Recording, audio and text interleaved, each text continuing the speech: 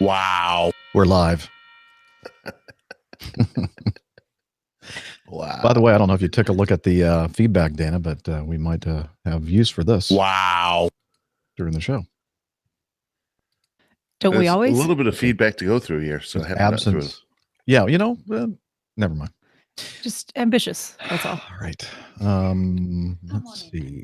Jez, are you talking about Jez question for Dana? Just for Dana. Yep. Oh, and as you can see in the Google Doc, Liz said, why don't you look at maybe, numbering these things instead of using bullet points. And then I could always say, okay, number 1, let's go with number 3. If I want to change it up, like, that would never work. I know. Well, that's actually, I did notice that, and it's really already been helpful. So, good. Yeah, so we can go, let's right now, I'll tell you what, right now, looking at the feedback, number, where is it? Number 20, we'll skip that entirely. Okay. Nobody wants to listen to that. Nobody wants to listen to that. From memory. Get rid of it. That's the Happy Bottom Riding Club. Oh, it is. And actually, I'm very interested. One of your aviatrixes, one of your American Poncho trixes. Poncho Barnes. No, exactly. You can skip some, Pancho. You can skip Pancho if you like. Whoa, 12-3. I've just got my feedback. What? There's just going to be random exclamations of sports scores throughout the. You know what? I should turn on the Olympics, and I'm going to just randomly cheer for. USA. Unfortunately, I have no TV in this room, so let's put it I can pull it up on the computer. Yeah, that's true. I've already got like 4 different screens open on the computer, though. So yeah, probably don't want to push it. Time for another computer screen. I don't know. Yes, you need to get another computer screen. Oh yeah, we can never have enough computers. You can't. You cannot. No. You guys are terrible encouragement here. Yes, we are. Thank you. You're welcome. Influences. I should say. Yes. You're welcome. All right. Let me see here.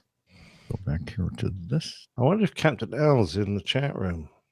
I haven't seen him. 12-3. He's probably drowning his sorrows. He's probably out there in Eastern Europe somewhere, trying to watch it on the illegal feed. Could be a bit late to be watching the Olympics stuff. Oh, it's on all the time. It's on it's recorded here. Don't worry. I think NBC Sports here has it just on continuous 24-hour feed. Yeah. I think you were right. I was watching ski jumping this morning, and then it moved on to snowboarding, and it truly is the only thing interesting on TV now. Yeah. I love the Olympics. I thought the Patriots game was pretty interesting. It was actually an excellent game. It was a very good game. It was an excellent game. I can't. We'll talk about it. Okay. Hold that thought. Hold that thought. All right. That was the best part of my week, actually. Oh, really? You've had a I was going to say you must have had a pretty lousy week. I did. Oh no, Dana, did it go all downhill after I saw you in the airport? No. Okay. You're just wanting us to feel sorry for you or something? No. Oh, ouch. Oh, it's such an enigma, Dana. I don't know what you're trying to communicate to us. Poor bloke. We'll talk about it, I guess. Okay. Was there just a terrible injury there, Nick? What happened? Well, somebody trapped his hands with the ball around his waist, and then they tackled him. He went face first straight into the mud, unable to protect himself. Oh, jeez. Wow. A lot of kicking today because it's wet and slimy in Twickenham. It's a pretty foul day here. Okay. It's an excellent day if you're a duck or a fish. Whack. Fish shearing. Whack. That's just classic. Why did that do that? How do I hate? Forget it. I'll talk about it later. Okay. If you want us to help you right now, Google Docs. I mean, I still can't figure out where I can find them. What, you don't have the Google Doc? I'm in my account. I can't see where the Google Docs are. Well, is it in your email still? Yeah. Just search it. Search APG show note, and it'll come up. It should. I'll figure it out. No, and I want I'm you a to nincompoop when it comes to I this want stuff. you to have this though. It's going to be helpful for you. So let me resend the link to you. Yeah, I never got the link. I had to take it off my iPhone and email it to myself. Okay. Thank you, Liz, for sending out the tweets and Facebook post and the app. App worked to tweet. A tweet. I mean, a treat. What? The Have you app, been it drinking worked- again? That's what I was going to Yeah. ask. No, I'm on standby later. I can't drink. The app worked to treat. I said a tweet. By accident. This little. What does that mean? Does anybody have any idea what he's talking about? No idea. Okay. Yeah, the notification, the app notification. Oh, you got the worked. push notification, huh? Yes. Wow. Wow, the push notification? I think I'm going to have to uninstall and reinstall the app to see if that helps. Yay, I did it. Oh, you did it. Okay, so I don't need I to get send an it. email to you? No, I Okay. I went to the URL, used the little plus button and added to my bookmarks, and now I have show notes on my Excellent. bookmarks. Yay. Excellent. I'm not that stupid after all. Let it snow. Oh, Okay. wow. Automated text messages. Awful. Flight 209, you are clear for takeoff. Roger. This is a test. You should see the blood all over this bloke. The what? Oh, there's blood everywhere. The blather of the bloke? Blood all over the Blood. bloke. Oh, blood. Blood. Blood. I mean, This is his funny. white shirt. He looks like he's just come out of surgery. This is White just going to be shirt. the show of rugby commentary Random from now. Rugby and things. Don't forget to open up your, and I did remember to do it. Open up your audio hijack and get it ready. Oh, yeah. Yep. Good point, Dana. I did. Everybody ready for that? Nope. Oh, you know what? I'm glad you said that because I need to. Where did mine go? I had it open just a minute. There Oh, it is. sure Okay. you did. No, I really did. It's just- I'm all set because I'm ready. Good chat. it's back. I don't know where it went. I Oh, it was found trying to. It wants me to install a new version. That's why it was. Yeah, Ah. I haven't installed that new version yet. Is I it know. worth it? I don't. I mean, I always do, but it's not critical that you do it right now. I'm not going to Okay. right New multi-track section. What was I going to say? Oh yeah, it's absolutely brilliant for capturing stuff off the YouTube and the internet, isn't it? That's what I use it for all the time. I have a separate little thing just to snatch audio from various places. Legally, of course. Always legally. Well, yes, never pirated. Never. No, ever. no. Creative Commons, Yes. Exactly. whatever that means. I just say it, and Yeah. and everyone seems to go, "Yeah, that's fine then." You didn't have to say it, and that's okay. Or just say public domain. Public domain. Is it really If you public say domain? if you say that beforehand, then it counts. Yeah. Or sometimes I'll just say used without permission. That's the best one yet. All right. Well, I'm glad you said something about recording because I had not set my multi-track recording up Oh, I yet. have the checklist here. Should I run the checklist? Hang on. Let me do this Okay. first, and then I'll have you run the checklist to make sure we have everything. Uh-oh. Now there's going to be extra clicks in there. We should. I haven't started I mine haven't started yet. recording. I haven't either. Okay. All right. I have it up. I just haven't started it. What a Hey. Man, gotta be careful what you say around these places. Oh yeah, especially now that Liz is in charge. You know, Matt was in fine form this morning, right before they started recording their show. Matt Smith. He was coming up with some doozies. Yes, it was very entertaining. Way to go, Matt. If you're watching, which you probably aren't. Nah. Okay. He had stuff to do this afternoon, I think. So something. Let's see. Stereo. Get him. That would be 9, 10. And then this one would be Come on, England. Come on, England. 11, 12. Don't do that. And let me hit record, or arm record, I should say. Okay, and let me see if I can do this. Okay, that's showing up. And now I am recording. Yes. Yes. Okay. Have success. Marvelous. Thank you. All set. It appears to be recording. Okay. So, you guys ready? Oh, the fisticuffs at the rugby. Okay. 3, 2, 1. All right. Very good. We have that done. And let me get this window resized so it doesn't use so much of my CPU. Okay. And then we did that check right there. And let me get to my notes and then we'll go. We'll start. Airline Pilot Guy, episode 310. Flight 209, you are clear for takeoff. Roger. 13.9.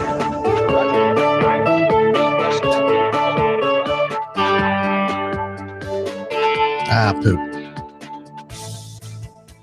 Poop. Yeah. Poop. Not now, please. Not more poop. I forgot to do my, like in this episode, what we're going to talk about. Just letting it play. Yeah. Yeah.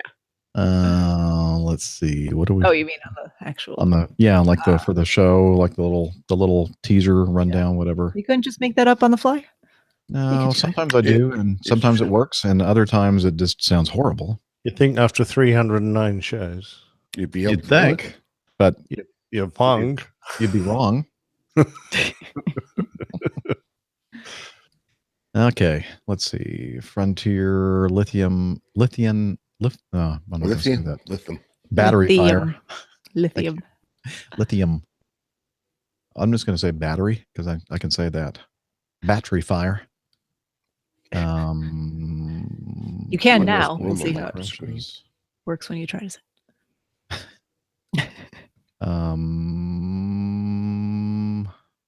Okay.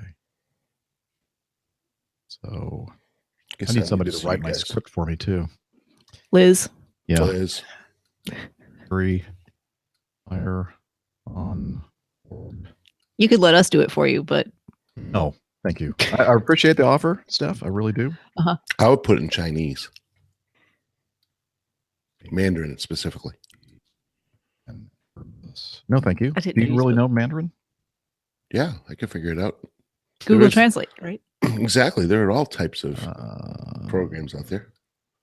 And it'll come out kind of correct. But I mean, got to make sure you get those tones right. Otherwise, you'll be saying something completely different. Ah, that's true. Especially my Boston accent. He would never understand me. Well, I have to use closed captioning, Dana. Otherwise, I can't work out what it is you've said. Hey. Hey. Hey For Gosh, I horses. was listening to Hey, myself. Canadian now. Hey. I was listening to myself recorded on PTUK this morning, and we must have recorded that right after I got back from Chicago because I just heard so much Chicago accent in my own voice. Oh, I was like, what? you picked it up Yeah. Again. Resumed. An update on the at Earth. Okay, that's good enough.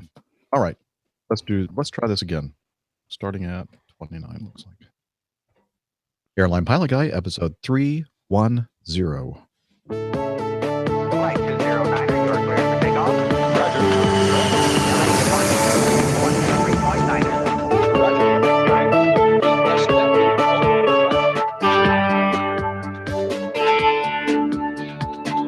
Hello, you're listening to the Airline Pilot Guy Show, the view from our side of the cockpit door. I'm Captain Jeff, your host, broadcasting live from Studio 1A in the APG headquarters building in a northern Atlanta suburb. In today's episode, a battery fire aboard an Airbus, South Korean aerial display jet crashes, an update on the flat Earth astronaut guy, more news, your feedback, and the latest Plain Tales installment, the Happy Bottom Riding Club. So get all settled in. Tray tables and seat backs in their upright and locked positions. Electronic devices powered on. Flight 310 is ready for pushback. Hello, everyone, and welcome to the Airline Pilot Guy Show. I am Captain Jeff, a captain for a major U.S. legacy carrier based in Atlanta. And joining me today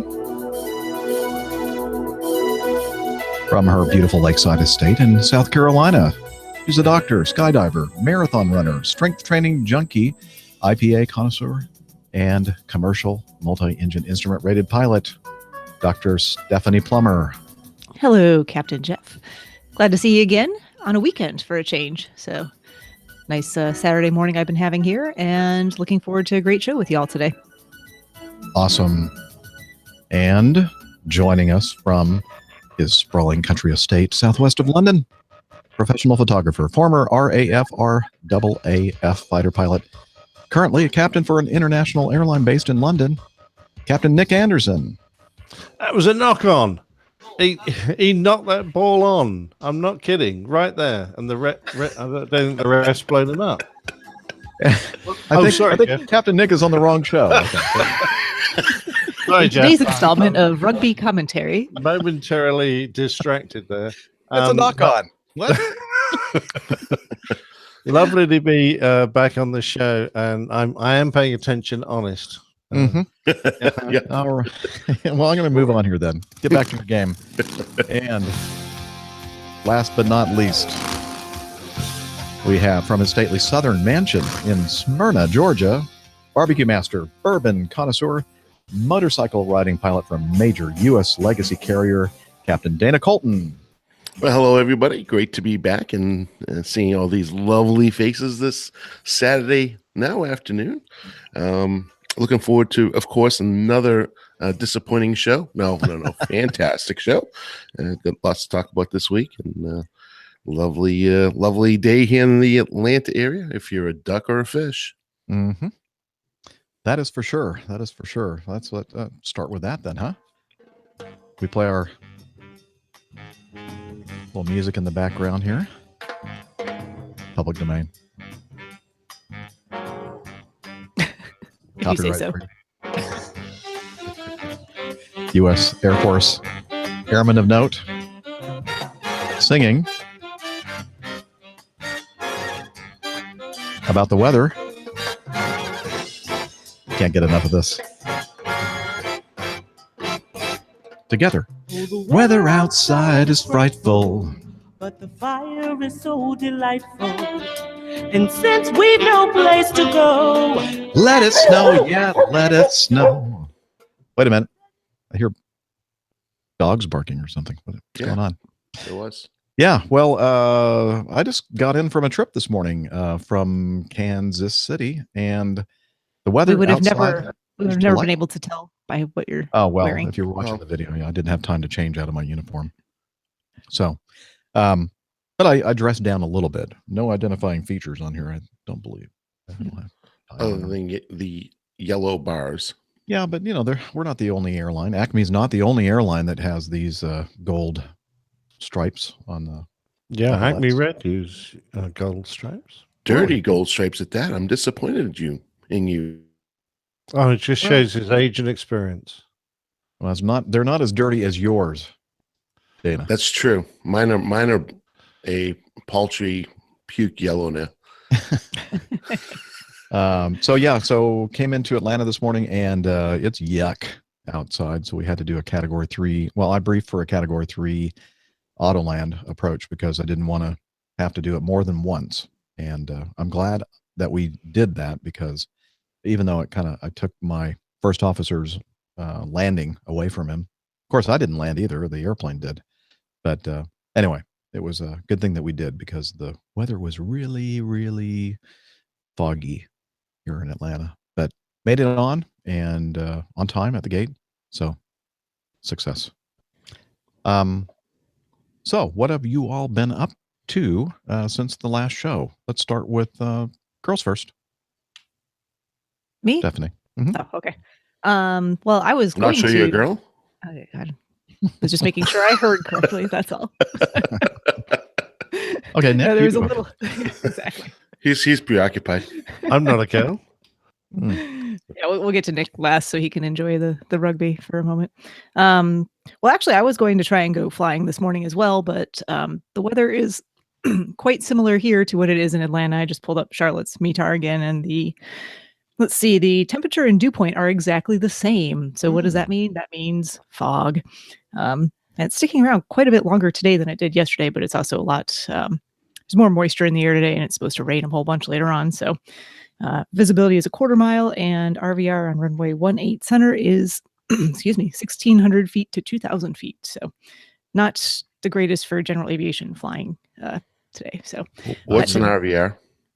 Your runway visual range. Okay, just making sure. Yes. Okay. Got my acronyms. And what sorted kind out of there. device is it that measures Might be the the- You'll have to RVR? give all the details on that because I don't remember. Transmissometer, perhaps? Yes. Well, hey, listen, it is an aviation educational show. This is Yeah, true. well, It might be the first time sort of. anybody's ever heard an RVR before. That's Oh, true. no, they hear it all the time. Yeah, we've mentioned it.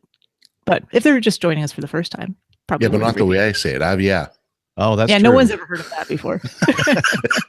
What the, So, what the heck is he talking about? I don't know. So did not go flying this week, which is a little disappointing, but that's okay. There's plenty more time in the future to do that. And actually tried to sleep in. I did not set an alarm this morning and somehow still woke up at 5:30, which is the time I get up every morning. But managed to go back to sleep for a little while, watch some Olympics, listen to that other fine aviation podcast, Plane Talking UK, that was on this morning as well. And finally rolled out of bed, grabbed a Starbucks, and joined you folks. So nothing else Oh, real so exciting this glad you week. did. Mostly been working. So Yeah, but you showed us the cutest thing in the world. oh yeah. A puppeteer. Taco took the trip with me to Starbucks this morning, and he gets a little cup full of whipped cream, whipped topping, and he loves that. So he's Aw. spoiled, incredibly spoiled. We all are. Yes. Okay, excellent. So they suppose human. That sounds nice. So, Captain Nick, how's the rugby podcast going there? Well, the score hasn't changed. Scoreline's the same.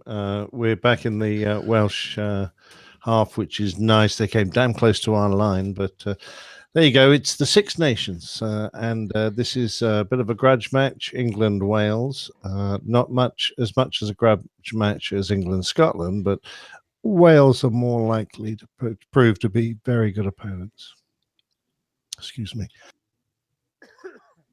Anyway, so it's a good match. I've got it on the big screen here. Well, I hope that this is not an inconvenience for you to be on the show with us today. Well, I don't have the commentary turned up. That's the only inconvenience. But Do you have the captions on for it? yeah, but none don't know how to do that on my television. But sorry. there you go. All right. So what have I been doing? Not a lot. I haven't been flying since that positioning flight I mentioned in the last show. I was supposed to be in the simulator late tonight, which would have gone through to the wee hours, but someone much more needy took that away. So I'm going to be on a little block of standby towards the end of the evening, which is only going to be an hour and a half. And they can only allocate me, according to the rules, only allocate me another sim, which I don't think they're going to do. So I'm expecting a quiet few days. They did ask me if I would like to go to Miami today, but I said I can't. I've got an APG show to do. So there you go. Oh, wow. See, he's got his priorities in line. Absolutely. Oh, I like that. Thank you. No, you're There's welcome. a special something for you right there. Got the bell. Well, good. Now, did you actually talk about the repositioning or whatever flight on the last show, or was that a special crew log that Actually, yeah, it was probably just I tweeted a lot about it. It was probably just for the coffee fun cadre. But I mean, just a quick mention. We have a new or an aircraft that is returning to the fleet. It's not new really. It's one we mothballed and are bringing back out. So they brought it out from Tarbes, put it at Gatwick, worked on it for a while. Then it needed to go back up to Manchester to be painted because when we sent it back to the people we leased it from, we were supposed to return it with no markings on. So that had been done, but now we've decided we're going to use it again, mainly because of all those bin liners that are parked around the hangar. we are painting it up and putting it back on the line. So Airbus, are filling the gap. And it was a short day for you? So we were only 10 minutes in and we're already Boeing bashing. Wow. Oh, no, I wouldn't dare. No, the positioning flights never go particularly smoothly, and they always take an age. So I make rather a big thing of it. But I know very well if I see a trip from Gatwick to Manchester, which I know is going to take barely half an hour, it's going to take me all day to achieve that. And it's just the same. If it was a Gatwick Heathrow, it would probably be just the same. That's probably about a 12-minute flight. And you get up at 6 a.m. and you get home at 7 in the evening. That's how long it takes to do a 10-minute flight. It's ridiculous, but there you go. It was very interesting, your crew log. So, hey, one more reason to join the Coffee Fund cadre to get absolutely. Great contact. In fact, I just put one out today, which will get posted in due course, I'm sure, because I'm just after we studying finish for the my. I'm just studying for my sim, and one of the discussion areas are all the performance factors around the various V speeds. So I was studying V speeds. So I've done a little technical bit for those in the Patreon world about V speeds. I need to listen to that. I might learn something. I need you to get away from my final approach course, or there's a Boeing coming up your butt. Oh, you can go so many ways with that one. We'll never get old. I love it. All right. Let's see. Dana, how have you been? I'm doing great. Speaking of crew logs, maybe I'll figure that out someday in the near future and how to go ahead and submit those into you guys.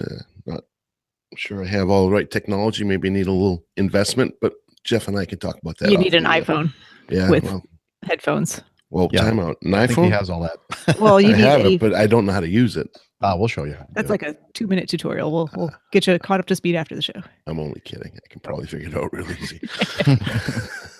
No. For me, this past week, started. I saw off you with, in the airport. Your first day of your trip. So yeah, and when I happened to see Captain Jeff, he was hiding from me. Yeah, I was. Trying I to saw him. Keep low profile. Stay away from that guy. And he caught me at one of my finest moments. But let's step back a little bit. Let's go back to last Sunday. Of course, the sign behind me. For those folks that can't see it on the radio, I have a Patriots banner. I am still a very proud Patriots fan. The game was fantastic. I cannot fault the Patriots for losing the game as much as I can say the Eagles played an unbelievably well coached and very well executed game. So it was a fair and square game. I have no regrets. Of course, I was crying a little bit when Tom didn't get his 6th ring, but he was fantastic, and the defense just didn't execute. So can't really say it was a bad day because most of the folks that watched the game were very well entertained by a very good game. It's all you can ask for. Mm-hmm. So upset about the loss, but hey, listen, it's next. Team on 4960, do me a favor. Can you increase speed maybe 15 to 20 Liquidated. knots? Yep, we can do it. Okay, yep, we got the champions behind you. Yeah, we saw that. We'll hustle. Good afternoon, American 9475, outside of Delta 27 right. American 9475, heavy world champion tower. The wind's 30012, gust 18, runway 27 right, clear to land. Runway 27 right, we're clear to land, American 9475 heavy. And after landing, we're going to need to clear the runway and hold our position for just about 1 minute. Anything you need, ma'am. Thank you. Anyway. Yeah, very nice. Hey, listen. Nice. First world championship that they won, the Super Bowl. Hats off to them, except for they burnt down their city. That flipped a lot of cars. Well, it's so Philadelphia. Makes a lot of sense. it is Philadelphia. So that's okay. Let them win one. So, anyways, magnanimous. Magnanimous. Yes, very, very. Wait, and yeah.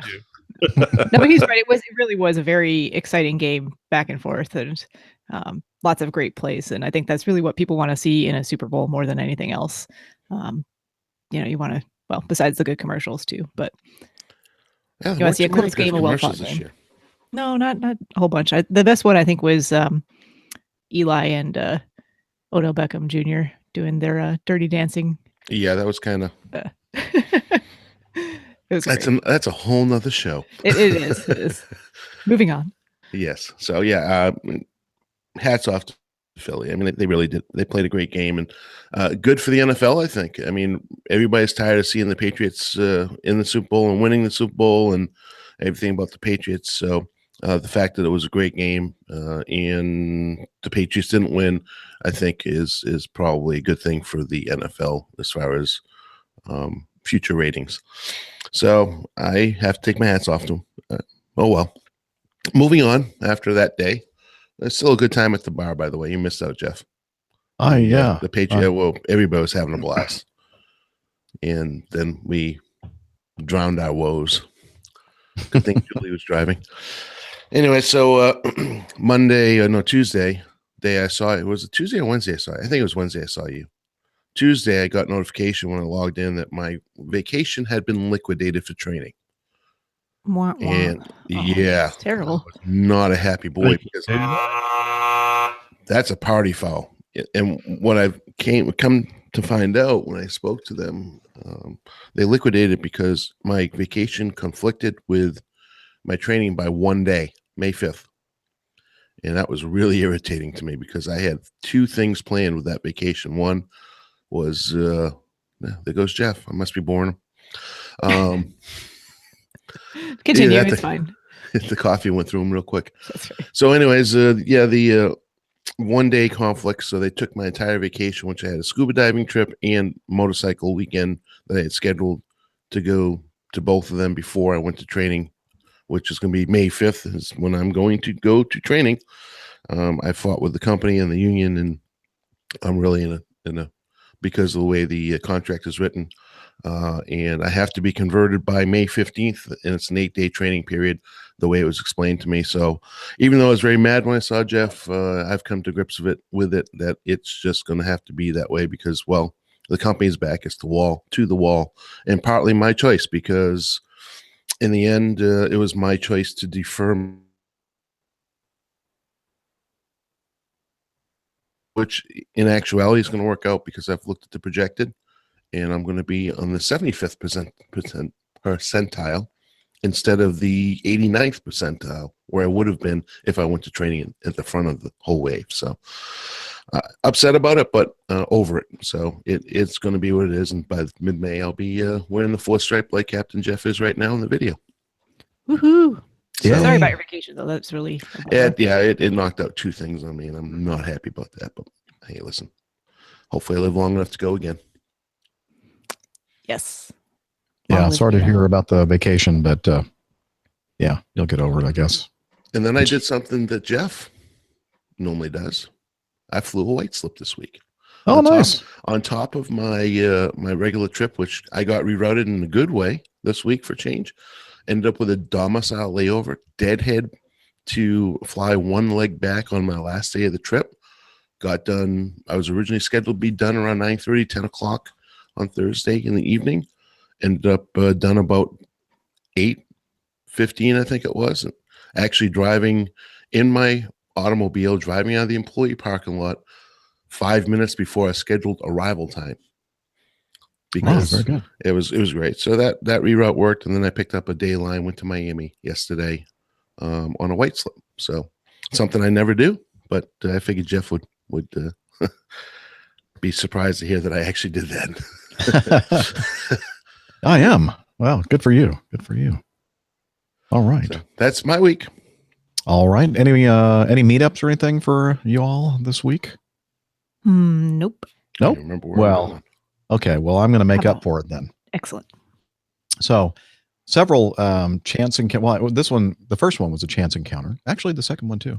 I was walking through the airport. I don't know if it was the same day that I saw you, Dana, or not, or maybe it was the following day. But I was walking through the airport, and I just happened to look up, and I'm looking at this person walking in the opposite direction. I'm thinking, wow, that person looks really familiar to me. And then it took me a second to kind of place who this was, and it was Owen from the PTUK and the APG community. Oh, really? Yeah. What was he doing out there? He was on a vacation, a personal trip to was coming through. Well, I think he started He's going to at Pensacola. Yeah. He spent some time there years and years ago, and met some people and established a great friendship. And he was going there to visit with them. And he started out at Heathrow, went to Kennedy, and I think it was on Acme Red on that segment of the trip, and then Kennedy to Atlanta on Acme, and then he was going to continue on Acme from Atlanta to Pensacola, Florida. And he had we both only had a few minutes. In fact, each of our flights was leaving at the same time, about 10:25. So we quickly went over to a little place, grabbed a cup of coffee, and visited for about 10, 15 minutes, and then we were on our way. So it was nice that I was able to see Owen and on his way, transiting through the ATL. So I hope that, let's see, right now, I think he is in Auburn, Alabama. One of the people that he knows from Pensacola now lives in Auburn, Alabama. And unfortunately, we weren't able to do anything more than just a chance encounter and share a cup of coffee. Well, actually, he had his own. Yeah, but that's kind of fun when that happens anyway. So, yeah, nice.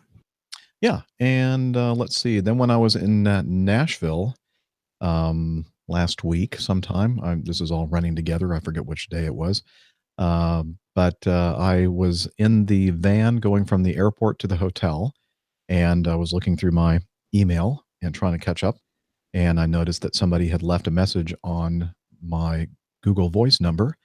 And so I listened to it, and it was somebody named Mike. And he said, "Hey, I noticed that you're going to be in Nashville, and I'm driving from Dayton, Ohio to Birmingham, and I'm going to be in Nashville about 4:30 this afternoon. And if you want to get together, it'd be great." And I said, "Well, yeah, that's going to be perfect, because that would be about the time I'd head out anyway, maybe a little bit early, but to grab a bite to eat." So I ended up meeting up with Mike, and I recorded a little bit here, so let's take a listen. Well, hello everyone. I'm in Nashville, Tennessee, and I've been here for a couple of hours and just walking out of the Martin's barbecue joint, and got in, I don't know, a little early afternoon, I guess, and I was in the hotel van looking at some of my messages, and I see that somebody has called the Google Voice number and left a message, and I get a little email that tells me that somebody left a voice message. So I checked it out and listened to the message, and it was from this guy named Mike, and he said, "Hey, I just noticed that you're going to be in Nashville today," and he said, "I'm driving from Dayton, Ohio to Birmingham, and I'm going to be in Nashville about 4:30. I guess I didn't have to do all that setup before. I'm going over it again in the actual recording. Anyway, when you're listening to the audio podcast, you're not going to hear me interjecting there. So let's continue. And I'm thinking, hey, that's perfect. That's about the time I'd probably be going out to grab a bite to eat.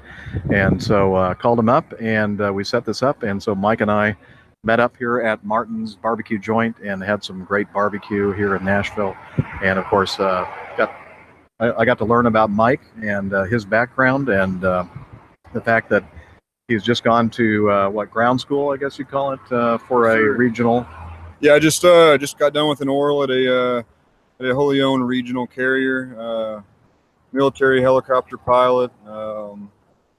Enjoyed dinner here tonight with the captain, and looking forward to some more meetups potentially in the future. Absolutely. This guy, man, he's got quite a background. He's done medical stuff, and he was a cop, and now in the Army, in the Guard unit there in Birmingham, flying Chinook helicopters, and just got hired by a regional, and he'll be starting sim training sometime soon, I guess, right? Yeah, so now he's entering into the world of passenger airlines. So that's really exciting to hear about his story and his journey. And it looks like he's got the whole world at his what would you say, at his feet or whatever. His world is the world is his oyster or whatever. So anyway, we did have oysters. We had let's see, pulled pork barbecue and brisket. Great food, and of course, as always, the best part is the conversation. So Definitely. Anyway, so you want to say anything else before we sign off? I think that's it. I appreciate the time, and it was good getting to meet you. Nice meeting you as well. And you know what? It's cold out here. It is cold. It's very cold. Okay, that's enough. Bye. It was windy too. That didn't help things. But anyway, so it was great meeting Mike. As I said, very last minute kind of thing. And as he mentioned, he was going to, he just ended up the very first part of his training with the regional carrier and heading back to Birmingham. And we expect to hear more from Mike in the future. Yes, and definitely let us know how things are going. We're always interested in that, and so is the community. So, yeah. Looks like Nick's Mac crashed or something. I think it's actually he just wants to watch the rugby game. Yes. It's going on in the background, but he'll be back with us shortly. I think he's just screaming at the TV, and he just didn't want us to hear it. Could be too. Let's see. Oh, and then just returned, as I mentioned, from this 3-day trip, and I was in Kansas City yesterday afternoon and evening.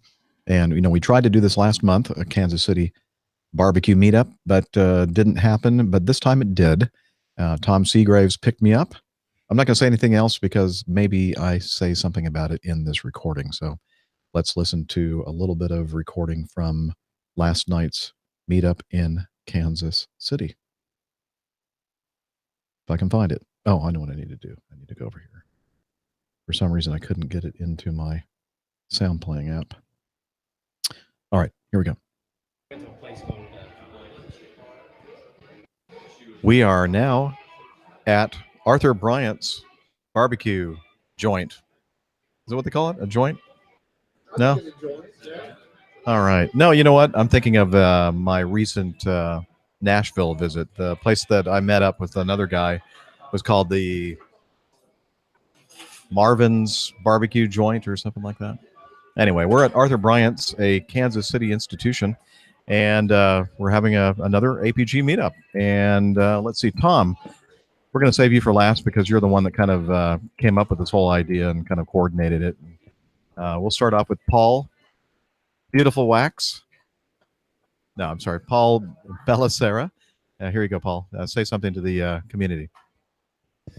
Yeah, hi APG community. Paul Bellicera here with the crew at Arthur Bryant's. I am from Kansas City. I live in Leawood. I'm not a native Kansas Citian. However, I'm from Melbourne, Australia originally. Love the show. Obviously, I made the trip out here with 2 small children at home and a wife looking at me saying, "What are you doing? You're leaving me on Friday night?" But no, it's been great hanging out with the crew here at Arthur Bryant's. Had some good food, a couple of good beers. Yeah, not much else to say. Aviation nut from way back. The smell of burning kerosene gets me going every time. So I like to live vicariously through the APG crew. Looking forward to meeting the rest of you guys someday as well. Thanks a lot, Captain Jeff, for coming out. All my pleasure. Here we have the next contestant. Hey, this is Matt Cole from Liberty area up in Kansas City, North Kansas City area. Appreciate all that the APG crew does. And as Paul said, living vicariously through everybody out there with the APG crew. So thanks for what you do. Thanks, Captain Jeff, for putting all this together, and really enjoy the show every week. Yeah, we enjoy doing it. And then last but certainly not least, Tom.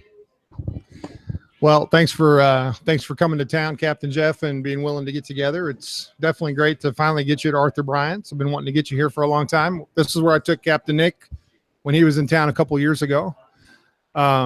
He rightly called it an artery clogger. It is. You can't eat here every day. It'll get you. So, but good food, good conversation. Appreciate the fact that you share your life with us behind the cockpit door and everybody else on the team. So I want to make sure that Dana knows that I'm sending him a bottle of sauce. So where is it? I think I'll have to pick that up tomorrow. Got some other stuff for you here. You got your your challenge coin and got a Yeti thing. I'm not going to unwrap this, but this is the bottle. See, it says oh wow, Arthur Bryant. Wow. Okay, I'm excited.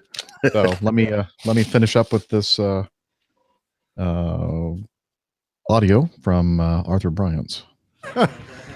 Dana, because you're such a aficionado with ribs, I want you to try the Arthur Bryant sauce and tell me what you think. If you don't like it, I can handle the truth. Not everybody does, but I want to see what you think. So enjoy that. And we still, would like to get Dr. Steph here because I really want to argue barbecue with her. She talks about some kind of North Carolina barbecue, which I used to live out in that neck of the woods. You can call it barbecue, but it's not barbecue. It's some kind of pork stuff with this clear sauce, vinegar based. Yeah, it's this is the real deal. So KC anyway, runs. thanks for coming. Glad to have you here in Kansas City, and hope to see Dana out here sometime as well. And maybe we'll be able to do this again down the road. I know he'd love it. And let's see, the beer that we're having here is a local Kansas City Boulevard, and they were talking about how compared to North Carolina beers, I mean, they pretty much suck. So Dr. Steph, I don't know, sounds like fighting words to me. They're dissing your North Carolina barbecue. They're dissing your beer. Actually, I'm making that part up. They didn't diss your beer, but just wanted to get you riled up. All right. Yeah, we had a great time here, and hope to be out here again and meet up with you folks again. All right. There you go. Well, we can have disagreement about the barbecue, but the beer clearly wins here. I'm sorry. Yeah, I have to agree. It's hard to beat. But I'm happy to try it. I mean, don't get me wrong. Boulevard makes some good stuff. They do. I've had sampled some of their different types of beers, so I would agree with that. Yeah. So we had a great time, and I believe Matt is in the chat room with us as we're recording this live. Matt Cole, that was the second person that was one of the guests at the meetup last night. It was a pleasure meeting you, Matt, and also Paul. I'm sure that you're listening as well, and hope everything is going well with you and your family. And of course, Tom, thanks again for driving all the way from Columbia to come and pick me up from the hotel and take me over there to Arthur Bryant's. It was a blast. Yeah, I honestly can't wait to get out there. It just hasn't happened. Actually, there was a trip in open time next week that I was looking at to try to get to Kansas City, but it just didn't work out in the schedule. But I'll get there, I promise, sometime. I'll have to look for a conference, in quotes. Conference. Yeah, one of those conferences, like Park City. It's coming up. And Tom, thank you for that for the barbecue sauce. Oh, you don't have it yet. Well, thank him yet. Well, I see it's in your hand. That is very dangerous because I know you don't know how to cook with it. So, that them fighting dork. Okay. Well, maybe I should do a test round of ribs tomorrow afternoon. You can just bring it over. We can use it. No, excuse me. I'm in England. What's your point? No test ribs unless I'm there. Okay. Actually, I could probably make it. Well, no, because I can bring those to you Tuesday. Right? This FedEx or dry ice or UPS, or I could just show up. I don't think it would taste quite the same. No, probably not. Well, we'll test it out for you this time, Nick, and we'll let you know if it's any good or not. We're just saving you the trouble of having to, if it's no good, yeah. That sounds pretty weak. Sure. But then I remembered that you've actually already taste tested the stuff from Arthur Bryant's. Yeah, but I only just tried one sauce. There are lots of sauces. Okay. Yeah, they had three there. We'll try this one out for you, and we'll let you know. This one's the original, and they had two that were spicy. The one that was my favorite was the sweet and spicy sauce. So that would really be like that one. Yeah. Okay. Hey, mailbag, snail mail. Remember, like the postal service. Oh, yeah. I visited the APG PO box a few days ago, and got a couple items. And let's see, the first is from somebody named Fabian. He sent me a postcard. Here, let me show it to you if you're watching the video. Excellent. And very nice. These are some photos that he took while we were in the UK together, London.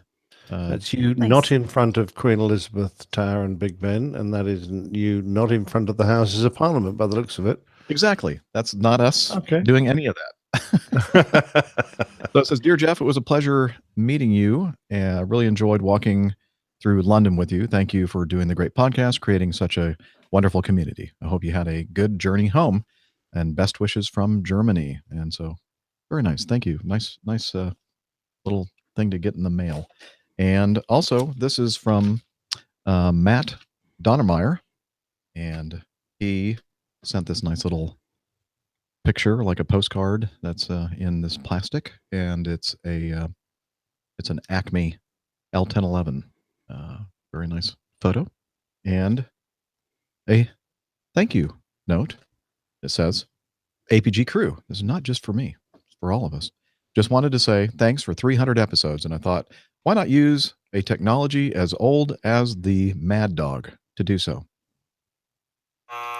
Excellent. That's rude. Please find enclosed postcard of a Acme L1011 in classic widget livery. I hear Acme. Oh, it's a Delta. Wait, let me look at that again. Oh, it's a Delta Airlines L1011. He said it's a postcard of a Delta L1011 in classic widget livery. I hear Acme used to have something just like it. You're right, we did. Best wishes for 300 more, Matt Donnermeyer. So thank you, Matt, for the note and the postcard, and thank you for using that old technology. And that is it. I think we're all caught up, unless I've forgotten something. Anything else we want to talk about before we move on to the coffee fund? Not me. On with the show. Let's do it. Keep on rolling.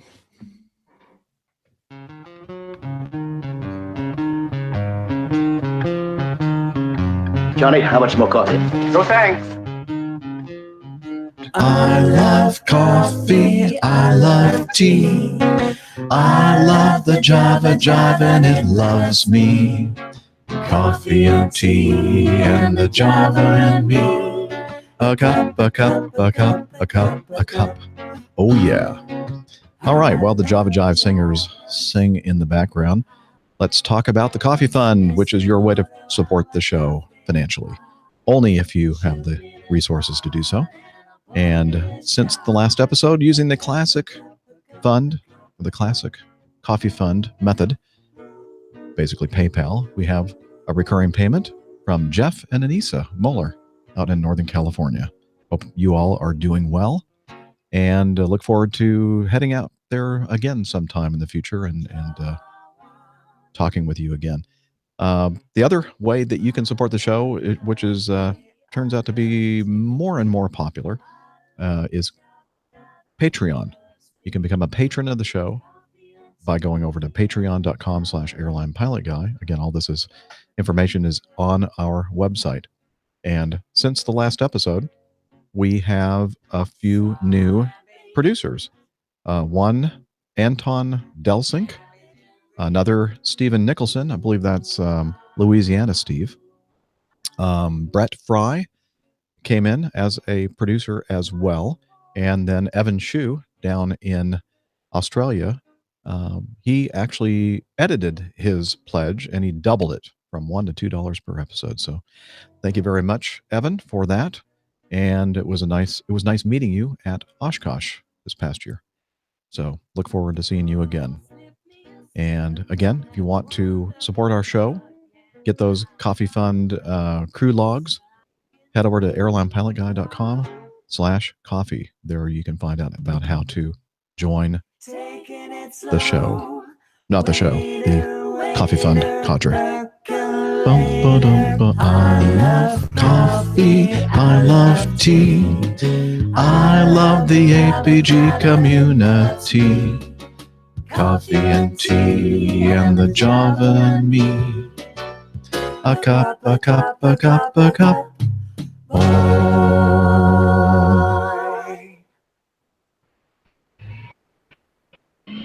Stand by for news.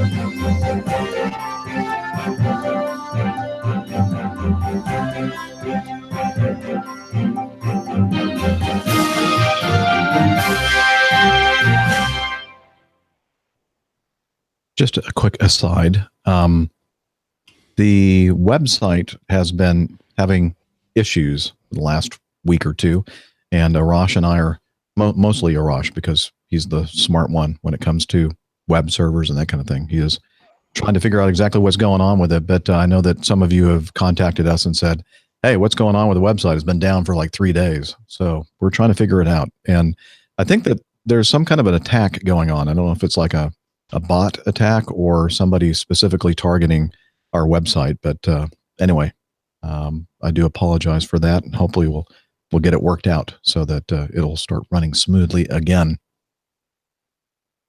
All right. Let's start with an incident that occurred recently. It was an Airbus 320 near Tampa on the 3rd of February.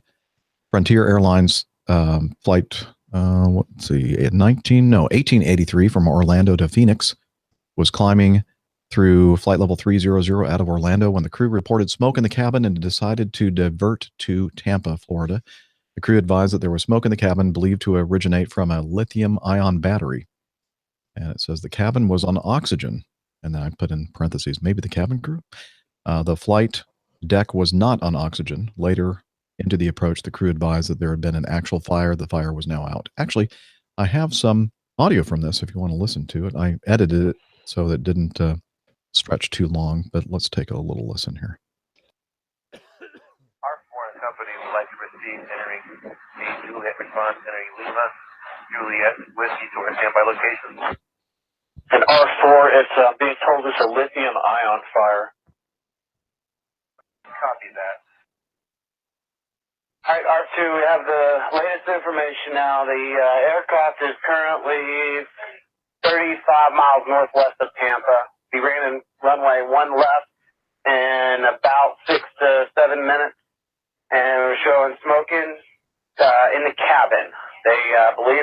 They believe it's a lithium-ion call situation. 132 souls on board, 6 hours of fuel remaining, and they said that the cabin is on oxygen at this time, and the cockpit is not on oxygen at this time. Tampa Arm Command acknowledged. Thanks for the information. 2 gram. R2, go ahead. I was just informed that the fire is out on the aircraft, but they're still on oxygen. R2 acknowledged. Thank you. R2, your aircraft is 5 miles away. R2 acknowledged. Thank you. Tower Frontier Flight 1883 on emergency aircraft on a 5-mile final for 1 left. Frontier 1813 Tampa Tower, good evening, wind 080 at 9er, runway 1 left, clear to land. Clear to land 1 left, Frontier Flight 1883. All right.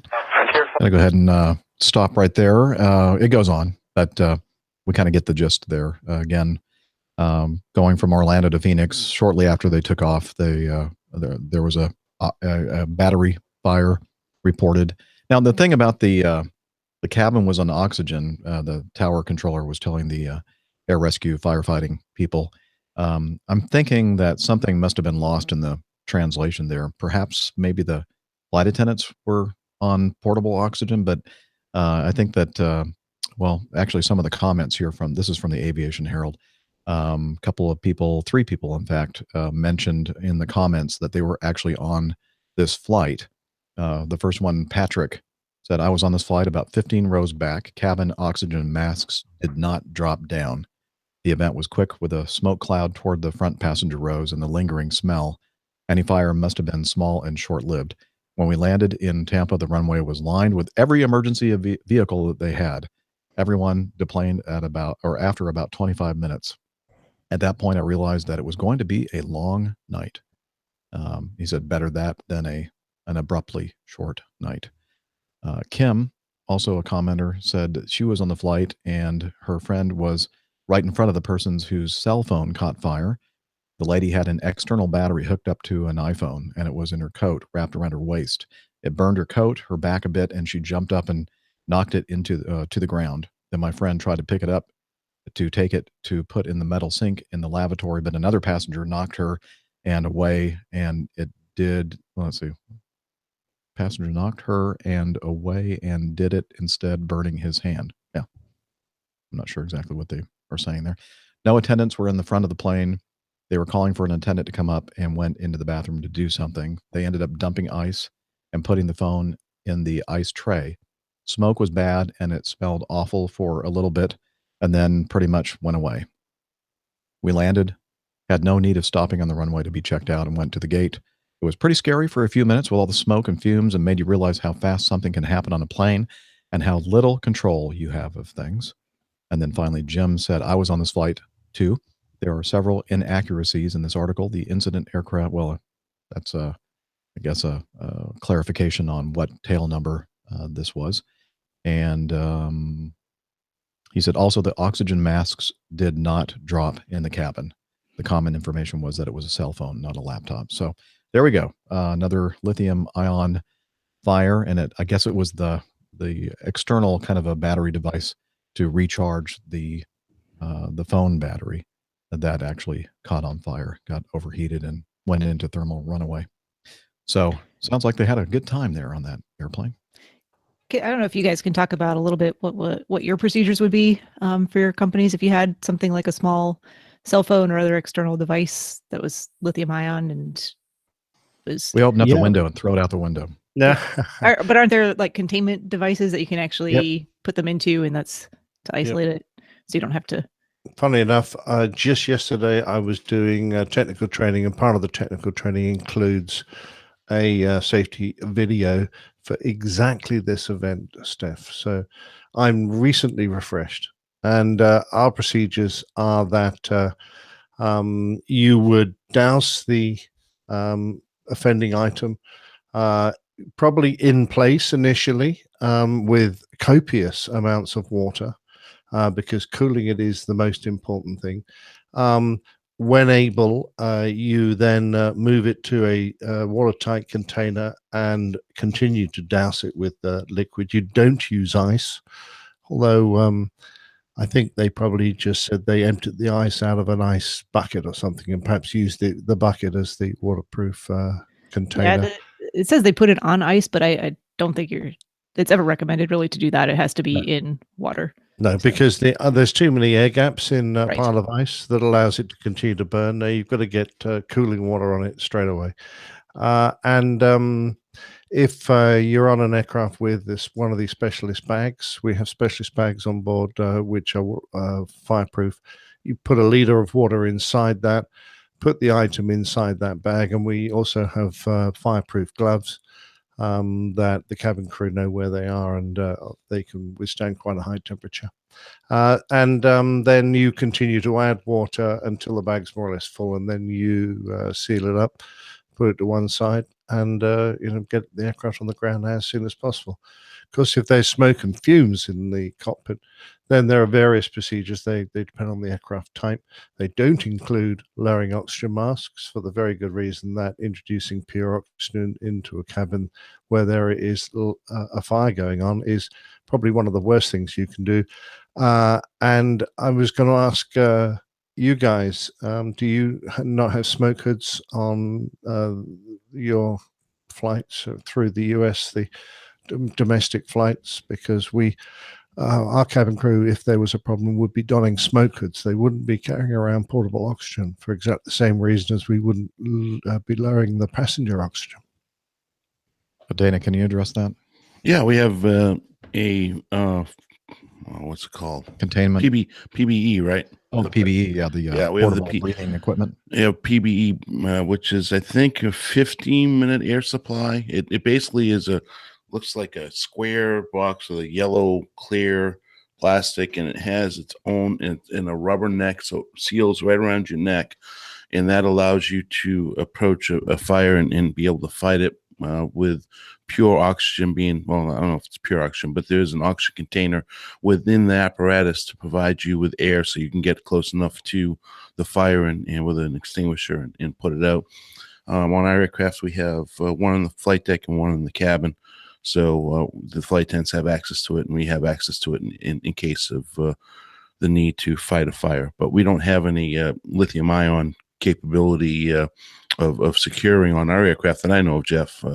Well, I think they said that we're going to be like one of the Eventually, yeah. last fleets to get these devices. They're on all of our long haul stuff right now. Yeah, I mean, in reality, I mean, for us, we're usually well within a few minutes of an airport in the U.S. Because we don't fly it very long haul, so we can usually get the aircraft on the ground relatively quickly.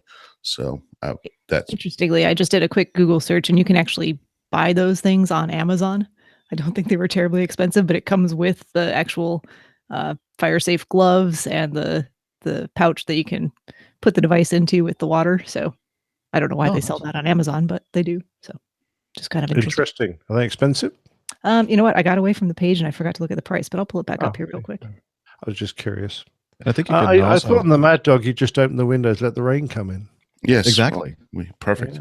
Yeah. That's why I said, initially, if we have one of these battery fires, we just open up the window and throw it out because we're not pressurized. Oh, that's a good idea. Yeah, You know, exactly right. Yeah. we fly $524 for that. Oh, okay, right. Well, I'm not going to buy one of those for me. Well, it wouldn't be for like personal use, but Yeah.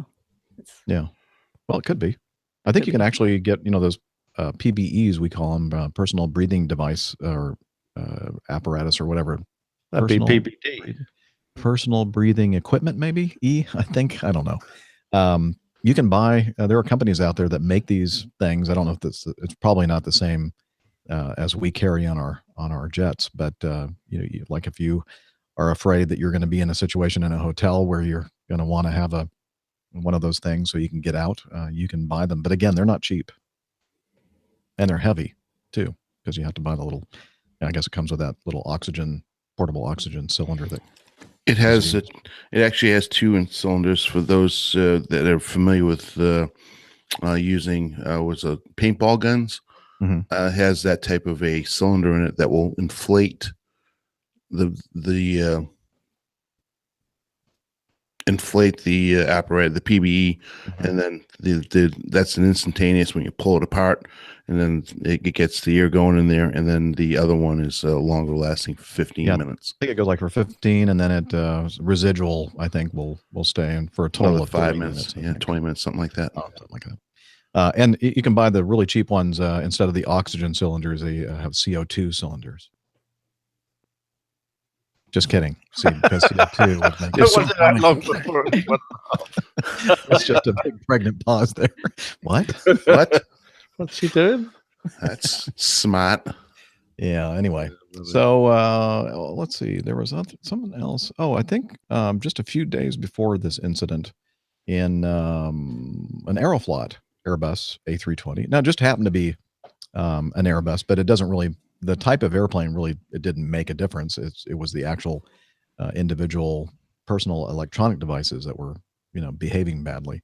But this one, again, it was on an Aeroflot, and it was going from Moscow to Volgograd, Russia, with 150 passengers, 7 crew, landed safely in Volgograd, and had taxied to the apron while waiting for the disembarkation of passengers. A passenger's power bank suffered a thermal runaway. Hey, common theme here, and caught on fire. Surrounding passengers poured bottles of vodka. No, wait a minute. Poured bottles of water over the device. That'd be a waste. Yeah, temporarily extinguishing the flames. The thermal runaway, however, continued. The device reignited. The cabin crew finally reached the device. Passengers and cabin crew poured additional water over the device. Fire extinguishers were discharged, and the device was put into a secure container. And there's a link to a YouTube video. One of the passengers was videotaping the whole thing, and it's kind of interesting. If you want to take a look, that'll be in the show notes. So, couple recent events of these things catching up, and I have a feeling, unfortunately, that we're probably going to see more of this kind of thing in the future. Well, yeah, as people have more and more electronic devices and more external batteries to charge said electronic devices, I think you're probably right. And I actually had a thought about the the electronics fire containment bag that Amazon is selling. Might not be, if I had my own general aviation aircraft, might not be a bad idea to carry one of those in the back, just in case you have passengers who bring questionable electronics on board. So, but in your case, couldn't you actually open up a window and throw it out? You could, yeah, you actually could. Probably the better. Well, I don't know. You throw down this flaming, battery brick, start a forest fire. That would be terrible. Oops. Sorry. Yeah. Nothing to see here. Nothing to see. wasn't me. Just keep flying on. It's fine. Yep. All right. Moving on. Incident at Singapore Air Show. Flight display jet crashes at the show. A South Korean aircraft skidded on the runway and crashed into a grass verge. I don't know what that is. Catching fire during takeoff at Shanji. Is that right?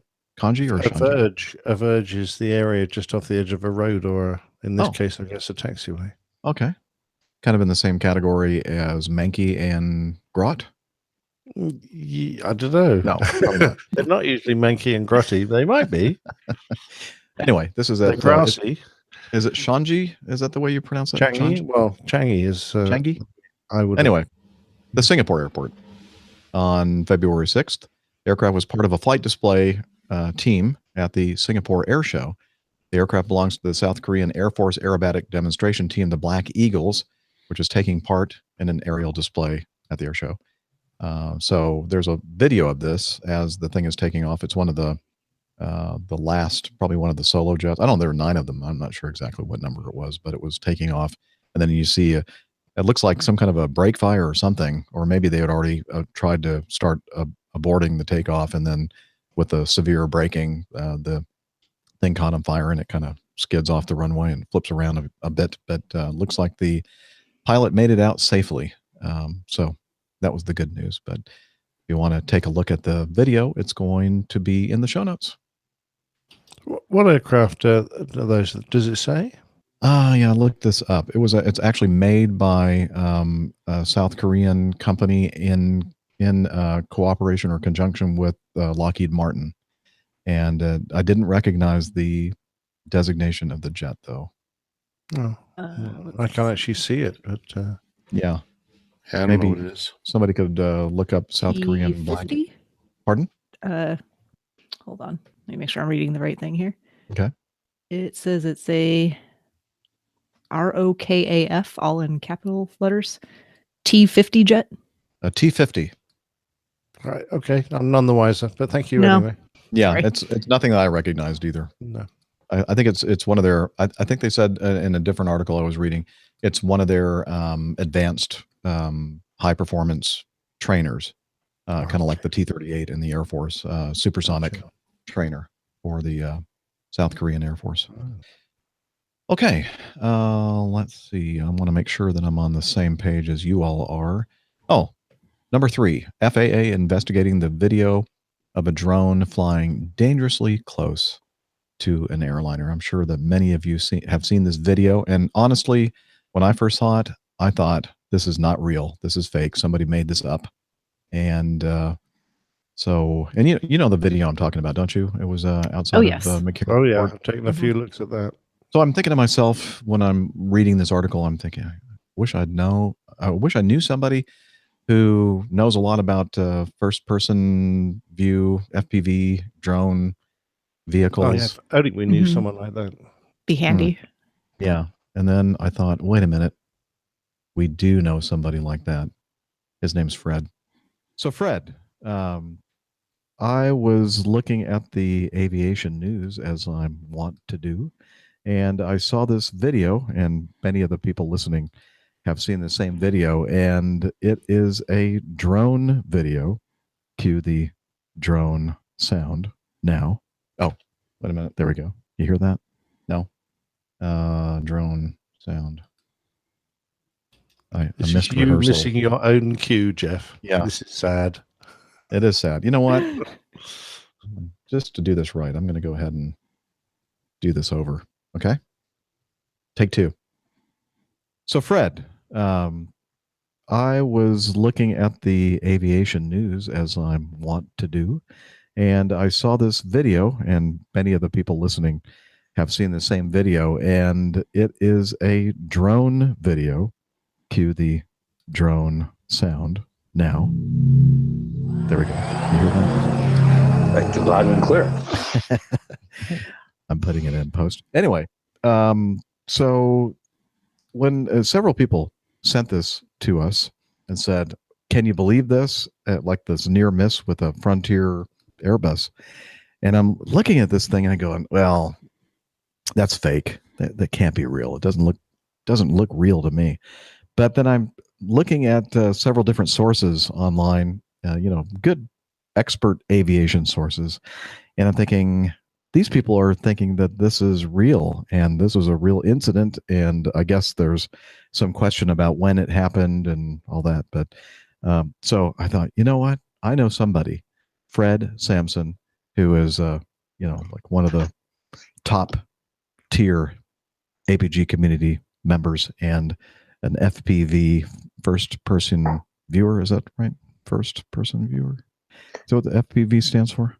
First person view, and then we usually say pilot, although I'm not quite sure that term is yeah, you're a pilot. You're looking at this thing and I can see that. Yeah, you're operating some controls, I guess. Yep. Mm-hmm. FPV pilot, and you have a lot of experience with that, and you do racing and that kind of stuff, putting the goggles on and looking through the camera that's mounted on the drone. And I'm thinking Fred would know the answer to this. Is this real or not, Fred? It's real as far as we can tell. It took a while. Yeah, it absolutely is. I mean, I looked at it. I had a couple friends look at it. We got a high quality version of the video off of a sort of a gray sort of internet site where we found it. I know a lot of sites don't want to put this video up for a lot of very, very valid reasons. But yeah, I mean, as disturbing as it is, and I think it's going to be.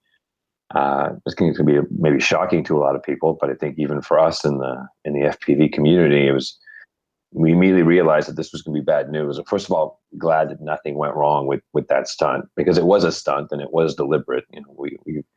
When you watch the video, these racing drones or these smaller FPV drones, the batteries don't last very long, 2, maybe 3 minutes.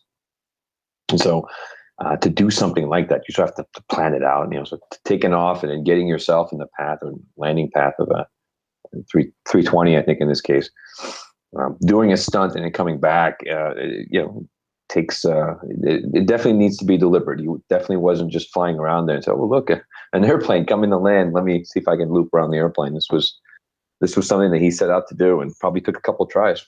Yeah, it looked like it was clearly positioning the drone and facing the direction of the incoming traffic for the landing pattern that day. Yep. Wow. So I mean, everything is consistent. The airplane is consistent. It's a Frontier. You can read if you look carefully enough, you can actually read the N number off the side of the airplane. That's a real Frontier Airline. And we even went as far as to check. They have those are the airplanes with the animals on the vertical stabilizer. So we actually go and check that it was the right one. Mm-hmm. But everything looks consistent. I mean, the scenery, the distance from the airport, and then the flying as well. For him to get from his takeoff position to what we think is about 1,000 feet, maybe a little higher, he'd have to go full power, and you could see it in the camera. There's something we call jello, which is when the flight control computer is not really able to stabilize the quad. And when you edit a lot of FPV video, you get really familiar with that jello, and that looks really consistent. Now, I know some people had a hard time for 2 reasons. The video is sped up, right? So the whole takeoff up all the way up to the airplane. And then when the airplane passes underneath the drone, the video is then slowed down, so it looks a little bit jerky. But that's just bad editing. And then the other question that I got a lot was why doesn't the drone just get blown away? You're flying within a couple hundred feet of a pretty large aircraft. Some people online may argue as to whether a 320 is large or not, but we'll leave that. It was above the flight path, so the white turbulence is going to be below it, right? Correct. So he stayed above at all times, and so again, as far as we can tell, it's real. So the person that filmed this and did this stunt, what was the point of this? Was this something that this person put out on YouTube, or how did people become aware of this? So there's a lot of FPV pilots that shoot these videos, whether it's adventure videos, like this would maybe qualify as one. They'll go to a location and fly. They'll do a race and fly, and they put it out on their YouTube channels. This one was posted to Facebook briefly. And I think that whoever, but we know who posted it. Right? It's known. I just don't want to name the person. Yeah. But I did not for no other reason. I just don't want to give somebody publicity that would do something like this. But it was posted to Facebook and it was immediately taken down. And then somebody else grabbed the video and then re-uploaded it to YouTube just so that in their words, the evidence would be preserved. But that was enough for this thing to just really, really go viral. I think a lot of people were. I think the community realized that there is a line, and I think this one crossed the line. There's a lot of videos out there, people diving bridges and diving buildings or chasing cars, usually chasing their friends in cars. It's usually prearranged, and there haven't been any issues. But I think this one, the whole community is. I don't. No one said, "Hey, dude, this is cool." Everybody said, "Whoa, this is not okay." And so. I'm hoping. I mean, obviously the FAA is investigating this. I don't know this. This is what I've read. Yeah, but hopefully they'll investigate this. They'll take the proper action. But I think even without that, I think people in the RC community in general, I think, need to learn a lesson. So hopefully this could be a little bit of a watershed moment for us, and people will realize that there is so there are some consequences to this. Ramifications for the person that actually did this stunt. That's up to the FAA. I mean, they have to determine. I mean, in terms of he's flying within a few miles, or I think it's 1.5 miles of McCarran on the approach. By the way, when you look at it on the map from where he was, it's impossible to stand there. I mean, I've been to Vegas. You've been to Vegas. It's a constant stream of airplanes, especially in the afternoon, especially like after 1 p.m. when all the East Coast flights are coming in. It's absolutely impossible to claim that you were just flying around and you didn't know you were around airplanes. Right. But they'd be coming over your head every 45 seconds to a minute. So it looked pretty planned. And I think that's a factor, right? There's a big difference between somebody flying around and go, whoops, sorry, we didn't know. But in this case, it really did look, both from the location of where the video was shot as well as from the flying, that this was something that was planned. So no accidental encounter. So to put yourself exactly at the right altitude in front in the flight path of a landing airplane, by the way, this is hard. Like I sat there and think, oh, well, if I wanted to do this, what would it take? This is not trivial. You may have what we saw was one take, but there might have been a whole bunch of other ones that didn't work before that. Lots of batteries. A little too late. Yeah. All right. So I'm imagining that the person who actually did this is probably thinking, well, that was fun and it was awesome. And I'm glad I got to show, strut my stuff. But now I'm thinking, in hindsight, maybe that was not a very good idea. And I really need to start thinking about heading to Mexico or Canada to avoid prosecution. I was thinking the same thing. I imagine that person's in Mexico right now. I don't know. I think there's things you do that there's footage, there's drone footage that you get that you keep, and there's drone footage that you share. And I think he's probably going to be regretting sharing that footage. Yeah. I can see like somebody who's really into this going, I mean, this is amazing. Look what I was able to do. And what an amazing shot. And you look at it and you're thinking, that is pretty amazing footage, and the way he was able to manipulate the drone to see the airplane coming at the drone and then go below and then go the other direction toward the airport. I'm thinking they were pretty proud of that, I'm sure. Again, maybe not thinking the thing completely through and the ramifications for being in trouble for this, but okay. So, well, I'm glad I got a chance to talk to somebody who knows something about this, and as you said, everybody out there in the community is saying, not smart. This is not promoting, the proper use of these devices, and you've probably set us back a few steps. Thank you very much. Yeah, our biggest hope right now is that there's no there's no overreaction to this. Obviously, it's going to be, but I think the first thing is that nothing went wrong with this, right? There could have been something. Nothing went wrong, but I think now let's find out what this person's story is, and let's see. Hopefully they don't bring the hammer down on this. It's, you know, the drones in general and the sport are not at the height of popularity just in general.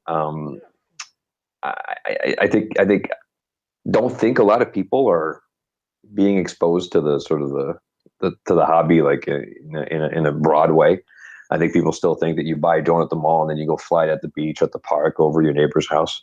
There's not a lot of that going on, you know, if at all. But hopefully we can have a good community conversation after this and figure out the way to prevent this. But I also don't think that I think folks will know now that videos like this won't get them the views and they won't get them the reputation they want. They'll just get them in trouble. So right, hopefully it won't happen again. Yeah, amen. All right. Well, thanks, Fred, for taking the time to do this recording with me, and it was definitely an eye opener. And yeah, it's always fun, sir. It's always fun. All right. All right. A special thank you again to Fred for participating in that little interview. Actually, that was the second take. We tried to do that the night before when I was in Boston, and he was still in Germany. It was very late for him, and his bandwidth there was horrible. And finally said, you know, this is not going to work at all. So can we try it again tomorrow? And he goes, yeah, 21 hours from now, I'll be landing at San Francisco International. And he said, I'll let you know when I'm at home. And so that's what we did. So late last night. That was excellent. Great to get Fred's input on all of that. Because none of the rest of us have nearly as informed of a perspective. So right. Thanks. Do we have an update on the rugby? Yes. What's going on? England just won 12-6 with the boys. Oh, okay. Yay. Right, I can concentrate now. What were we saying? No, I'm only joking. Nothing. We're doing this show, an aviation show. We're just talking moving about on. some news. I thought Fred's input's great. The sort of things that he didn't mention, though, is they're very wide field of view, those cameras, and they distort how close you are to things, a bit like it says on your car mirror. Objects may appear or may be closer than they appear. And that's exactly the situation here. This guy had to be quite close to this aircraft to get it to almost fill the frame. So from that point of view, he would have been very close to hitting it. He may have misunderstood the limitations of flying his drone close to airplanes, but I don't think he did. I think he's being negligent. And much as I appreciate, your comments about, well, perhaps he didn't realize, or perhaps he was just being, didn't really think of the consequences. I think he'd be. We'd all think that. Well, no, I'm sorry, mate. Flying close to an airliner with a drone has been so well publicized. I don't think there's any excuse. No, I don't think so either. And what's scary about that whole thing is how many times did he really practice that? How close did he get every other time? And who's to say that nobody else is not out there doing that right now? Mm-hmm. So, I mean, that bird of feather, that drone is maybe have metal parts and plastic parts, but if it hits an airplane, it's going to do some major damage. So it's pretty scary to think how many drones are out there, and other people, whether they post or not. And Fred said, maybe the lesson's been learned on people posting these types of things. Well, I don't care whether you post it or not, just don't do it. It doesn't even need to happen. Once someone else sees that and goes, oh, geez, what a great idea. That's fantastic. I'm going to have a go at getting that shot. And, next thing you know, you've got dozens of copycats out there trying to replicate what they think is a cool shot. So the last thing you should do is stick it out in the public. For that very good reason. Yeah. It strikes me as the type of thing that like it's a great looking video, but it's something that's only done with the full knowledge of everyone involved in the video. In this case, it's clearly not. So, if you're going to do video for publicity or advertising, this seems like an interesting application, but you can't do it without the knowledge of both parties involved. So, exactly. Of what's going on. All right. Well, I think I'm going to play this. I have very little patience for stupidity. So I guess Tim Hitchcock sent you this link, Captain Nick, regarding our favorite United States flat earther trying to fly his rocket. Yeah, he tweeted it, and I thought, well, that's an interesting one. I'm just going to grab that and forward that to you because we did discuss him earlier, and it sounds like he actually had a go at getting airborne. Yeah, his name is Mike Hughes, and now he associates himself with the Flat Earth Society or whatever it's called. I have a feeling that he doesn't really truly believe that the Earth is flat. I think it's just a way for him to get some attention and also maybe some funding to fly his steam-powered rocket. Yes, how the hell does that work? Well, apparently not very well. No. So let's see. A U.S. man who claims the Earth is flat has tried to leave it in a homemade rocket on Saturday, but failed to overcome the gravitational force of 5,974 and then several zeros of kilograms of however much the Earth weighs in kilograms. That sphere directly beneath him. In fairness, he knows how to build a rocket. He built them for many years under the precepts of classical physics when he was still a relatively conventional daredevil, which is to say one who believed the Earth is round. But Saturday marked Hughes' third aborted launch since he declared himself a flat earther last year and announced a multi-part plan to fly to space by the end of 2018 so he could prove that the astronauts had been lying about the shape of the planet. Yeah, you know what? I have a feeling that this is going to be his last attempt. He blamed his last faulty launch attempt on a bad O-ring for his, again, did I mention it's a steam-powered rocket? That's going to get him really high up into the Earth's atmosphere. Yeah. Certainly high enough so that he can photograph the entire Earth in its flat and or round configuration. It's just a big disc, right? Yeah. I mean, that's, yeah. Why does he just drive to the edge of it? That would be a lot easier. It would be. Yeah. You know, that's so logical, Nick. It's too logical. That makes too much sense. Yeah. Yeah. There you go. Anyway, so if you want to read the entire article, which is actually very well written, very funny, by Avi Selk and Amy B. Wang, and that was from stuff.co.nz, this article. So I think you'll get a kick out of it.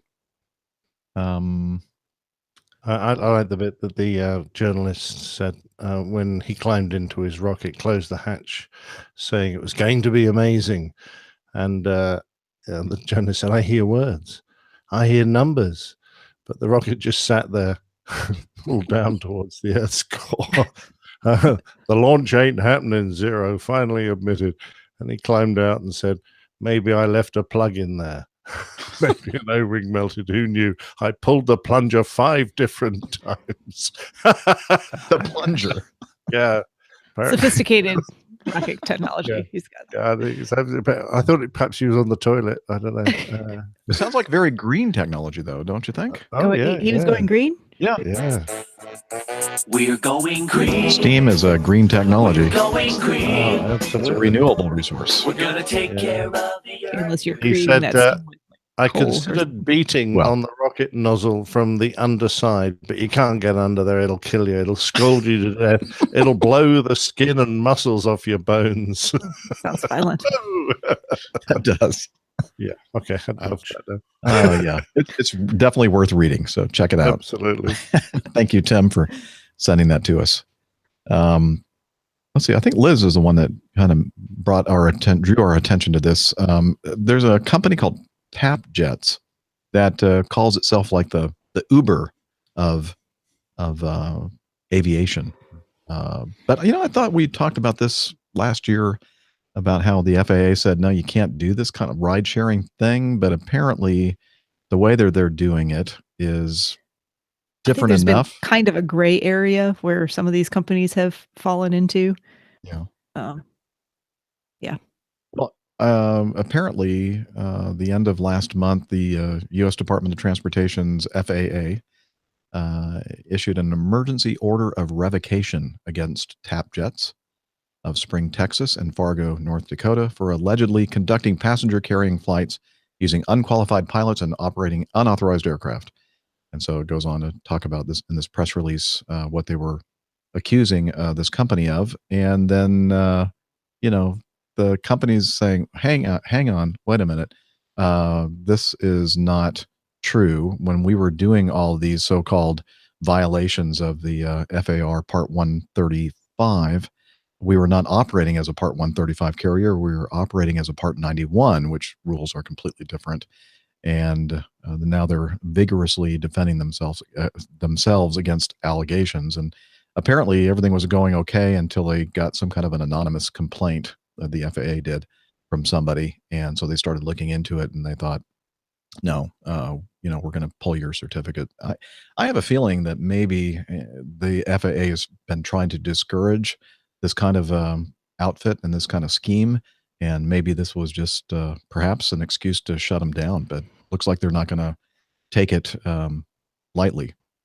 Yeah, it's interesting. We've just had one of the safest years of aviation, certainly the safest in recent history, and we've just about got our industry on the right footing. And now someone wants to develop an entirely new and unregulated way of flying passengers around by circumventing the rules that have kept us so safe for so many years.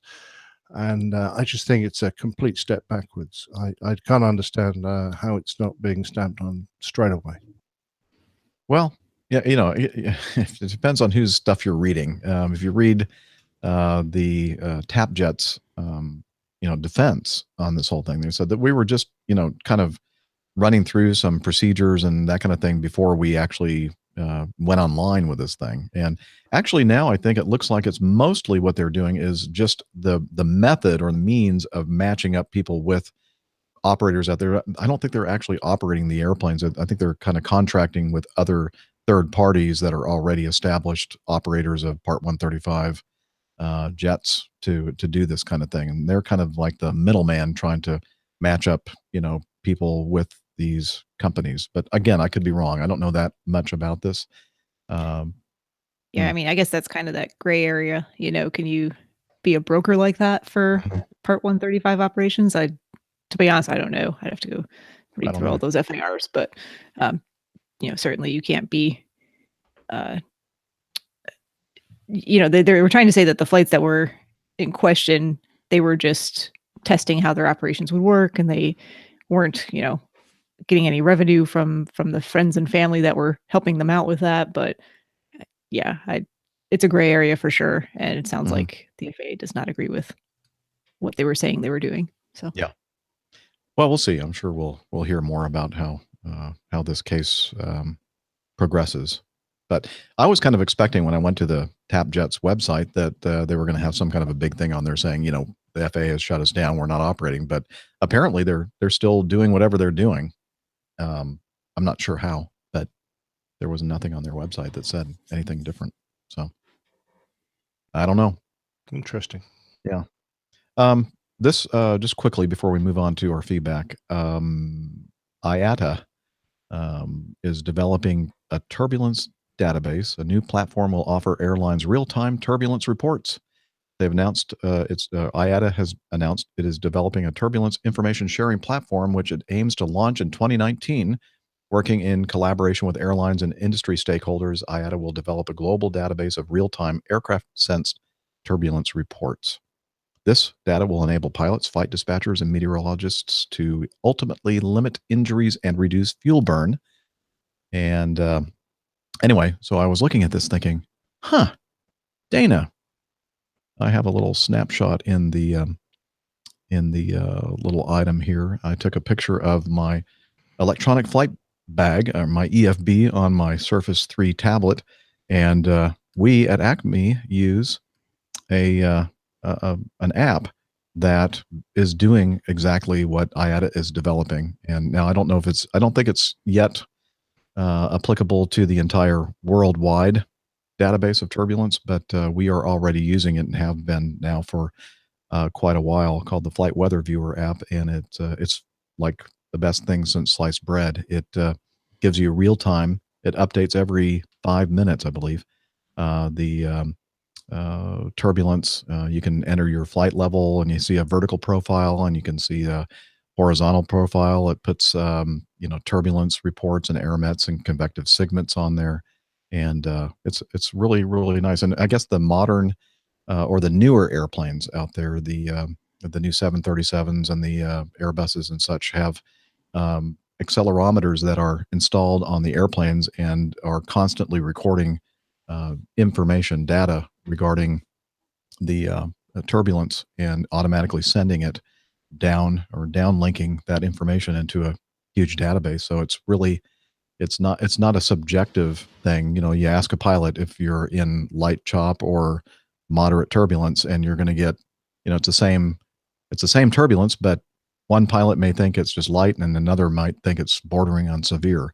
And this kind of makes it more of an objective stream of data for us to make decisions regarding, whether we want to alter our flight path, alter our altitude, or, get the passengers seated and that kind of thing. So I can't wait. I absolutely can't wait for this to happen. I don't want it in our aircraft, but if it stops everyone bleating and asking for ride reports all the time, then that's going to be brilliant. Honestly, since I've been using it, I hardly ever anymore ask for ride reports because I have the information right there in my tablet, and it's worked well for me. I don't know, Dana, have you had a good experience with this? I agree with you, Jeff. I think it's a fantastic app. It's the right idea. I think the only problem is right now it's only being reported by 737s. It's not even the Airbus. Oh. And it needs to expand a little bit to get a little bit more accurate. Mm-hmm. I'm finding that some of the information is not as accurate as we would like, and thus sometimes the reports that we hear over the radio tend to be a little more concise, because even though we have a computer picture of it, I think the controller has a much better picture of what their airspace is looking like based on current conditions being reported by pilots. So I agree that it's an excellent tool that you can use, but sometimes I don't think it is. Hello.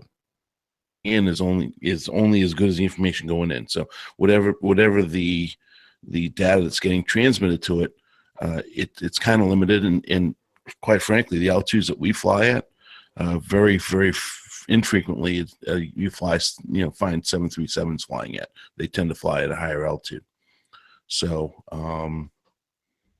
I like it. I think it's a great idea. I think the data has to improve that's going into it. Yeah, I think it will. I agree. I think it will. I think it's going forward. It's only going to get better. In the international, piece of it, I don't fly international, but I think going forward, Nick, it's as communication over the ponds improves via satellite. I think that this app will improve the international view when aircraft are outside of the ground-based data collection. Well, yeah, I must admit that most people's ride reports nowadays get blotted out by people transmitting, I don't know, bits of Simpsons sketches and making silly noises and talking about what hotel they're going to and what restaurant they're going to that night. So yeah, it'll be nice not to have to listen to that stuff. Well, and like the other night coming into Atlanta, descending, ATC gave us a little bit of a heads up, but we were getting continuous moderate turbulence in the descent, and it wasn't until in the descent you get a kind of a picture, but at that point in your flight, I don't know about you, Jeff, but I don't have the flight weather viewer at when I'm coming into Atlanta 12,000 feet. Well, lo and behold, once you went down to like 11,500 feet, it's smoothed out and smooth as glass. So it went from borderline moderate turbulence to smooth as glass, and the only reason we were able to get that is the aircraft in front of us gave us that information, and that's how we knew it. The other limiting factor I think on this technology is that we cannot plug in. We have a portable battery, but until we see the new iPad product, the Surface product, the battery life is destroyed by the apps that are running right now. So like this app, the Turbulence app, kills my battery. especially for a long You don't day. have a way to charge or power your Surface Pro in flight? No, we have the internal battery on the I think Surface, you and we have an talked about that external battery that we can Yeah. plug into it. Yeah, that's what I usually do. I have the external battery connected, so. But I don't always constantly have that, Flight Weather Viewer app running or active. Most of the time, the tablet is sleeping, not using a lot of battery. Anyway, very good. There's I one guess, thing else in the news of the week that I don't see in there. I don't know if you want to talk about it, but Elon Musk's rocket. Oh yeah, the big Falcon Heavy. The Falcon Heavy launch just a few days back, and that was pretty spectacular. Yeah, and they launched an electric car into space. Electric car with a dummy astronaut. And some of the photos and videos, if you haven't looked at it, do a internet search on Elon Musk and his Falcon Heavy rocket, and there's some pretty astoundingly beautiful. They're almost saying it's almost like art. You get a picture of this car at about probably about a 30 or 40 degree angle, with the astronaut, the mannequin in the foreground, and then in the background is a beautiful view of the Earth behind. So it's almost it. Well, that's what they claim it is, Dana, but I think it's green screen because obviously we all know the Earth is flat. It is flat. It's Yeah. got to be flat. Absolutely. I like the headline that showed a picture of that car in front of the world, and it said Elon Musk commits perfect murder. Yes, I saw that one too. Yes. Yeah, what exactly, or who is that in behind the wheel? We'll never know. Yeah. That's the point. Was And it JFK? No? I have to agree with Neville. Elon Musk is great after a shave. Oh, very good. All right. Now it's time for the best part of the show, of course. We all know that's your feedback.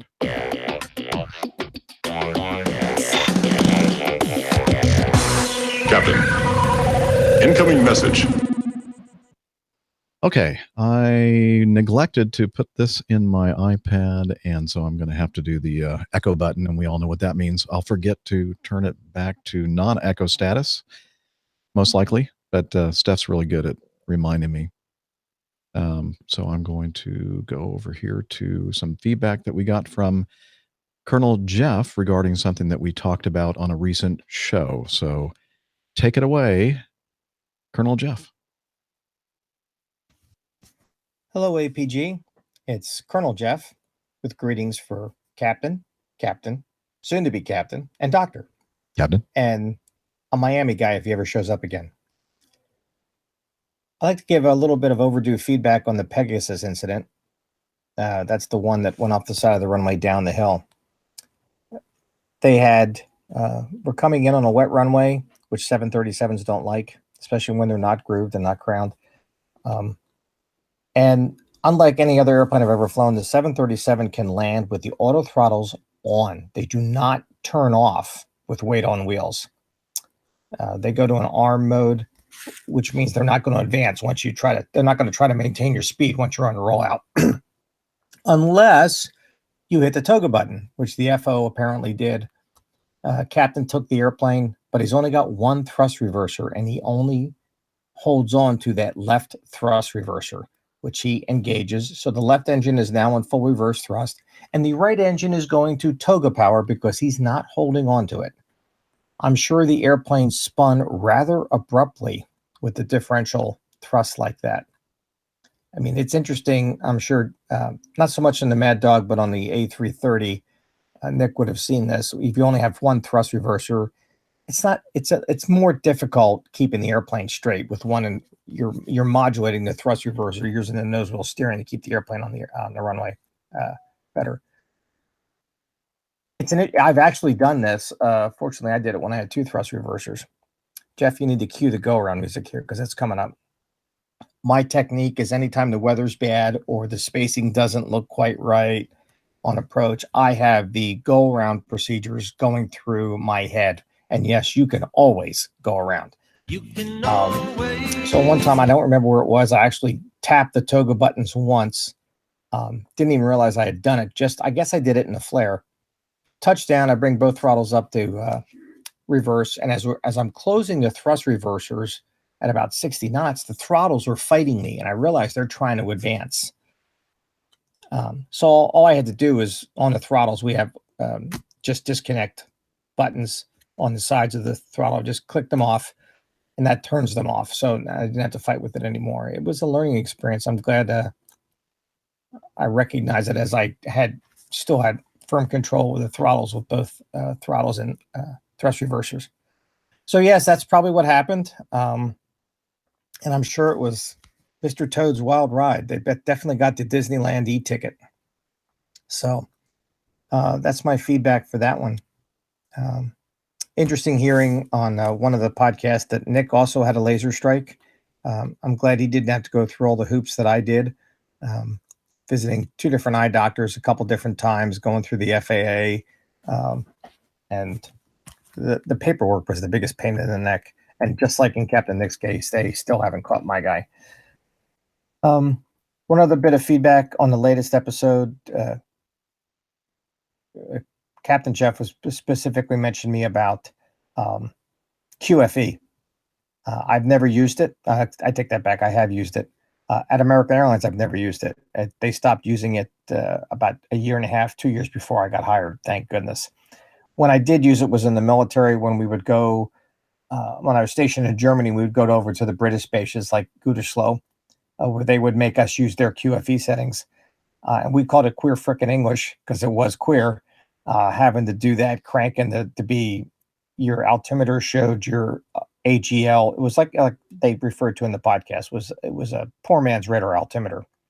So I know American did do it, and they do not do it anymore, which is probably a good thing.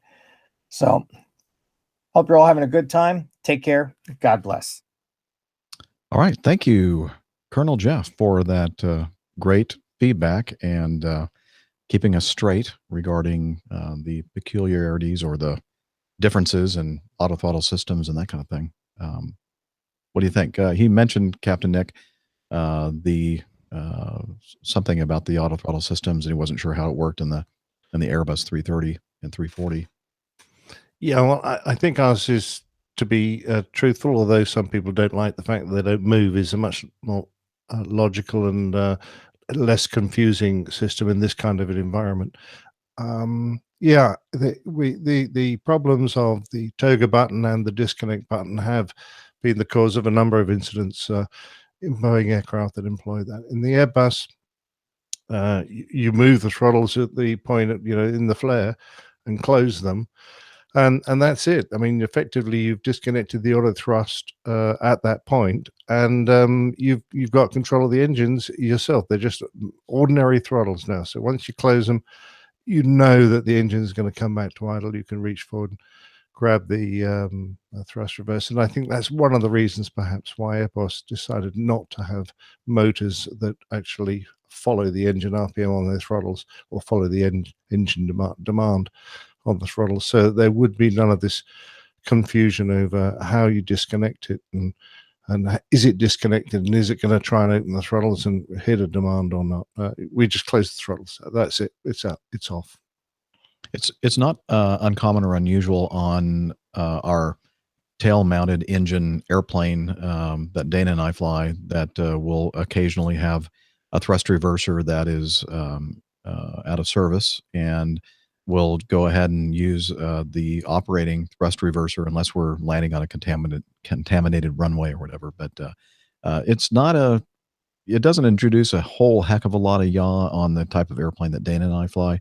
But I would imagine, as Jeff said, when you're flying an airplane with wing-mounted engines, it's definitely more a significant factor. Well, I've used. Sorry, Dan. Have a good second. No, I've used 330 with a thrust reverser out, and it's not really a problem. It's quite manageable. Of course, if the difference is that the thrust reverse, the amount of force that produces, is not actually huge in comparison with an engine that's run itself up to full power going forwards. That's Yeah. an enormous difference. That So does not help. I think that was the big difference on this Yeah. one. Sorry, Dana. Dana. Okay. Yeah, it got a little Skyping there. So Yeah, I think you're just for your information, your signal, you've occasionally dropped out for a while and then come back, and so I don't know if Well, you're hardwired or not. I I'm am. guessing. I am indeed hardwired Wow. directly to Okay. the modem. So I don't know. It's got to be something with the weather, or that I got. And just like that, there. You completely went blank. Yeah, they were monitoring you, Dana. As soon as you started criticizing them, they just cut They were your like, internet "Cut this guy like off." that.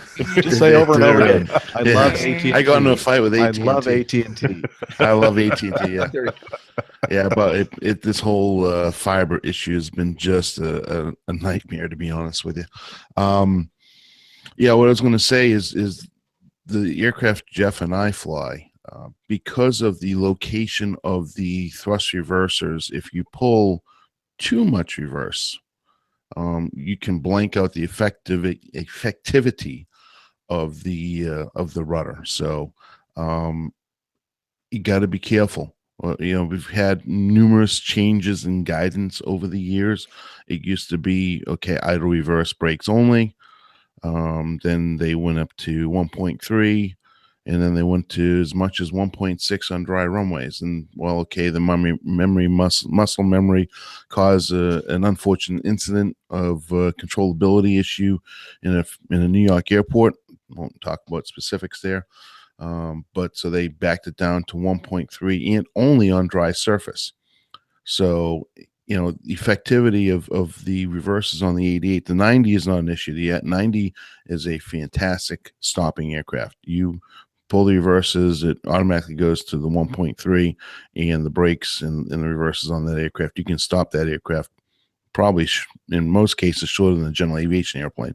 It will stop, and it'll stop now. So the 88, even when you just have one reverse, it's advisable only to pull idle reverse if you have only one reverser, because you can pull too much and pull the nose pretty quickly on that airplane. So Yeah, when I started flying it almost 16 years ago, the rule was, you don't put it into more than idle reverse until the nose wheel is actually in contact with the runway. And so now it doesn't matter if you blank out your rudder or not, because you have your nose wheel on the runway, and that's going to provide directional control and keeping you straight down the runway. I don't know why we don't go right back to that, but I know that's one of the iterations that we have our rules now. But when the braking action's less than good and that kind of thing, so they want to make it confusing. It should be just put the nose wheel on the ground and pull reverse. Yeah, we didn't have any problems with it back then. Never did have any. But what they want to do is they want to save that little bit of brake usage. Well, then stop doing flaps 28 landings. Right. Let's go flaps 40. Yep. I agree with you. Yeah. Oh well. Beating the one dead half mv squared or whatever, isn't that the kinetic energy? Yeah. Formula. 700 feet or something like that. Yeah. Oh, anyway, we could go on and on and on with that kind of stuff. But anyway, thanks again, Jeff, for your feedback. We do appreciate that. It's always good to hear from them. And some more feedback on a topic that we discussed on an earlier episode. This is from First Officer Mike, and he says to us, "Good morning, APG crew." Well, not morning anymore for us. Anyway, first of all, I need to congratulate Nick on his excellent Boeing landing in the sim at PTUK 200th about a few weeks ago. Yay. He always knows. One of those? Yeah. I did. Well, see, the reason why it was such a good landing is because it wasn't sitting there calling him a retard. Retard. I don't think that's very polite. Well, that's what your airplane calls you every time you land the airplane. Okay, let's watch our political correctness now. HR is here today. They might do that. Move on from this. Anyway, so he continues. He, referring to Captain Nick, always knows there's a seat on Acme Red's 787s, and included with that seat is a few more days off a month. Ooh. First of all, on this piece of feedback that I'm writing in is a question that I am asked quite a lot of the current 787 engine issues, which are being caused by Rolls-Royce. And it is a question. He goes on to say, "What is the problem with the engines, and what are they doing to rectify the situation?" It's a question that is bandied about, I think is what he means, pretty much with uncertain answers. Apart from the words engine wear, the only images which we've seen are those of the Air New Zealand 787s, where part of the fractured compressor blade came away and caused further damage. But in those images, there's clear and significant damage caused by that, not of the loose compressor blade. Did I read that correctly? I'm not sure exactly I understand what he's saying there. Do you? I think he's suggesting that some of the damage was from engine wear and some was from perhaps that loose compressor blade. He's in the chat room. Perhaps we can castigate him now about his standard of English. Well, you can do that. I'll stand back and just watch. Okay, the problem, this is written by an Englishman, and so perhaps we should have an Englishman read it. Because yes, maybe then we'd understand better. Yes, probably understand a lot better. Do I have to? Okay. Yes, the second paragraph there. The problem, which seems to have arisen from the new advanced technologies being used in Rolls-Royce Trent 1000 engines, and also early signs of the Rolls-Royce Trent XWB, is caused more from the excessive heat which is created during flight and from general use. The extreme heat and cooling of the blades is causing fractures, also known as hot corrosion, where the heat and gas is emitted from the engine as what's causing the damage. The thermal barrier, which has been attached and baked to the blades on production, hasn't stuck or molded correctly, which in turn burns the thermal barrier, and the stresses attached to the blade are ever increased. And also, excuse me, I've got a bit of a dry getting all throat. choked up. It is pretty emotional. Very. No, I think I'm catching a cold. Then again. Oh, no. Yeah. So the stresses attached to the blades are ever increasing, and that also leads to the leading edge eroding around the cooling holes. Now, those cooling holes obviously need to be free. So this in turn leads to that situation that occurred with New Zealand. Rolls-Royce have identified the fix and seem to have come up with a solution, but it's now a case of having the workshop space and manpower to fix the issues which are going on. Currently, at Acme Red, we have 4 AOC, which all require new engines, and it's also the same with Air New Zealand. The situation is that bad with the aircraft that both companies haven't enough slings to remove the engines quick enough to give them a stable turnaround time. To give the APG an idea of how much stress the engines were under during the summer JMB operations, if during certain, that's Johannesburg, which is obviously a high airfield, if during certain atmospheric conditions and payload, if full thrust or toga, as the brilliant Airbus pilots refer to it as, was required on departure. I think Mike used different terminology, but we'll get back to that. I like the way he's cleaning it up on the fly. I love it. Yeah, I'm doing my best. Was required on because he doesn't actually write English. I don't know what language this is, but click on. Was required on departure. That aircraft was taken out of service at base and was given a thorough check to make sure no problems had occurred or had amassed. Amass something amata. What's that? Did anyone do Latin? It was not. I hope this may answer some questions from my followers and fellow APG listeners. Keep up the good show as always, and that's from a first officer. He said great show, not good show. Oh, okay. Keep up the great show as always. There you go. There you go. First officer Mike. Thanks, man. And just going back really quick to that first paragraph, he said he meant to say that the images showed damage before the loose compressor blade. So. Okay. Oh. Yeah. Sorry. Thanks for that. And first of all, Mike, in his defence, says he speaks Yorkshire, which is a dialect of English spoken in coal mines and on remote places of the United Kingdom. Okay. Yeah. So there you go, Liz. Amo, amast, amat. Thank you, Liz. That's what the phrase I was looking for. I've never heard of that. What does that mean? I don't know any Latin. Well, Liz, You should know Latin, doctor. Outside of Yeah, medical, outside of doctors medical have to terminology. do Latin, yeah, don't they? Yeah, doctors have No. to. I only know the medically related terms, but I that know doesn't Pig mean I Latin. know any Latin.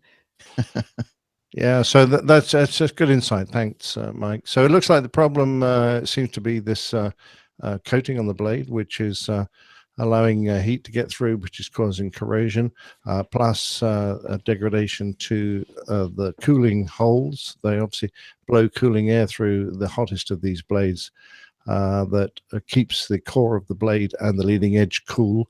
And because these cooling holes are being blocked, that is degrading the blades much quicker than they expected. And I think the biggest problem is they're just not getting the new discs fitted quickly enough, because the engines need to come out of the aircraft. I think they're going back to Rolls-Royce. It takes quite a while for them to get fixed before they get put back on the aircraft. And in the meantime, an awful lot of boroscoping is being done. In fact, I was speaking to someone about it the other day, saying, aren't the Boeing guys a bit worried about flying around? And he said, well, actually, it's a bit like you're continually having your heart examined to make sure that it's still beating correctly. You've got a good heart. And they're continually boroscoping the core of these engines and tracking the condition of the blades. So when they do fly, they know they've got very safe engines. Whereas on the average jet engine, they only boroscope them when they have to, once in a blue moon. Whereas these engines are under the microscope all the time. So they're actually probably safer than they would be normally. Good point. I was going to say I know Pig Latin. Me too. Ude uye igpe atenle? SCA. SCA. Hey, yay. No, I was talking about barbecue. You have to know. Oh. Barbecue's a hard word in Pig Latin.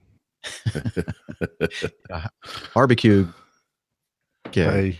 Barbecue bay. Barbecue bay. Just the Barbecue bay. the science and language of barbecuing pigs. There you go. Okay. On an earlier show, we talked about the honor guard that some airlines employ for transporting military remains. And Charles Einerson wrote in. He said, Charles Einerson here, and I was just listening to Jeff talk about transporting the remains of the Navy SEAL that was killed on New Year's Day. I've spent the last 12 years either conducting military funerals or acting as the coordinator overseeing the conduct of the funerals or the transfer of remains from an aircraft to the funeral home. I personally conducted 4,000 funerals and 6 honorable transfers as a soldier, and now manage 13 states in the Pacific Northwest that conduct roughly 2,000 funerals a month. I've always been impressed with the amount of respect that everyone from the baggage handlers to the crew of the aircraft have shown to our fallen, as well as the amount of support at places like Seattle, Tacoma, and Portland International. We've had water cannons, police escorts, rows of passengers lined up to show their respects.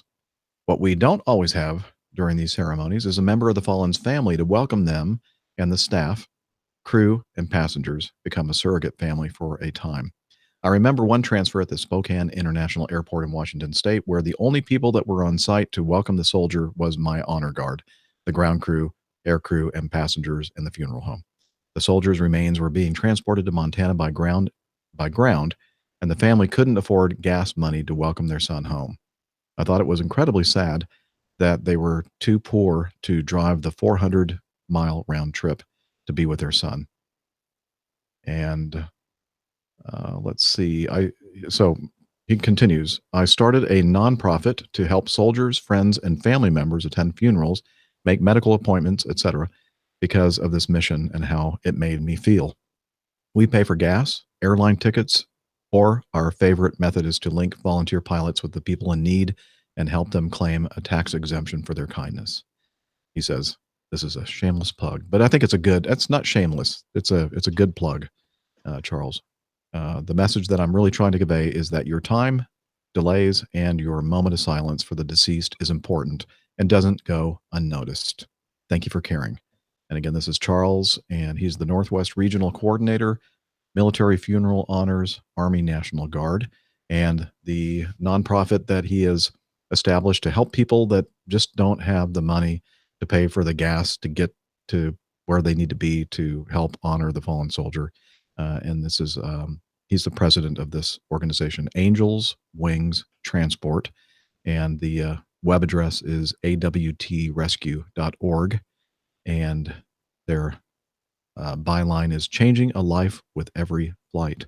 Again, we'll put that link in the show notes if you are so swayed to want to help the organization raise some money so that they can, do the right thing.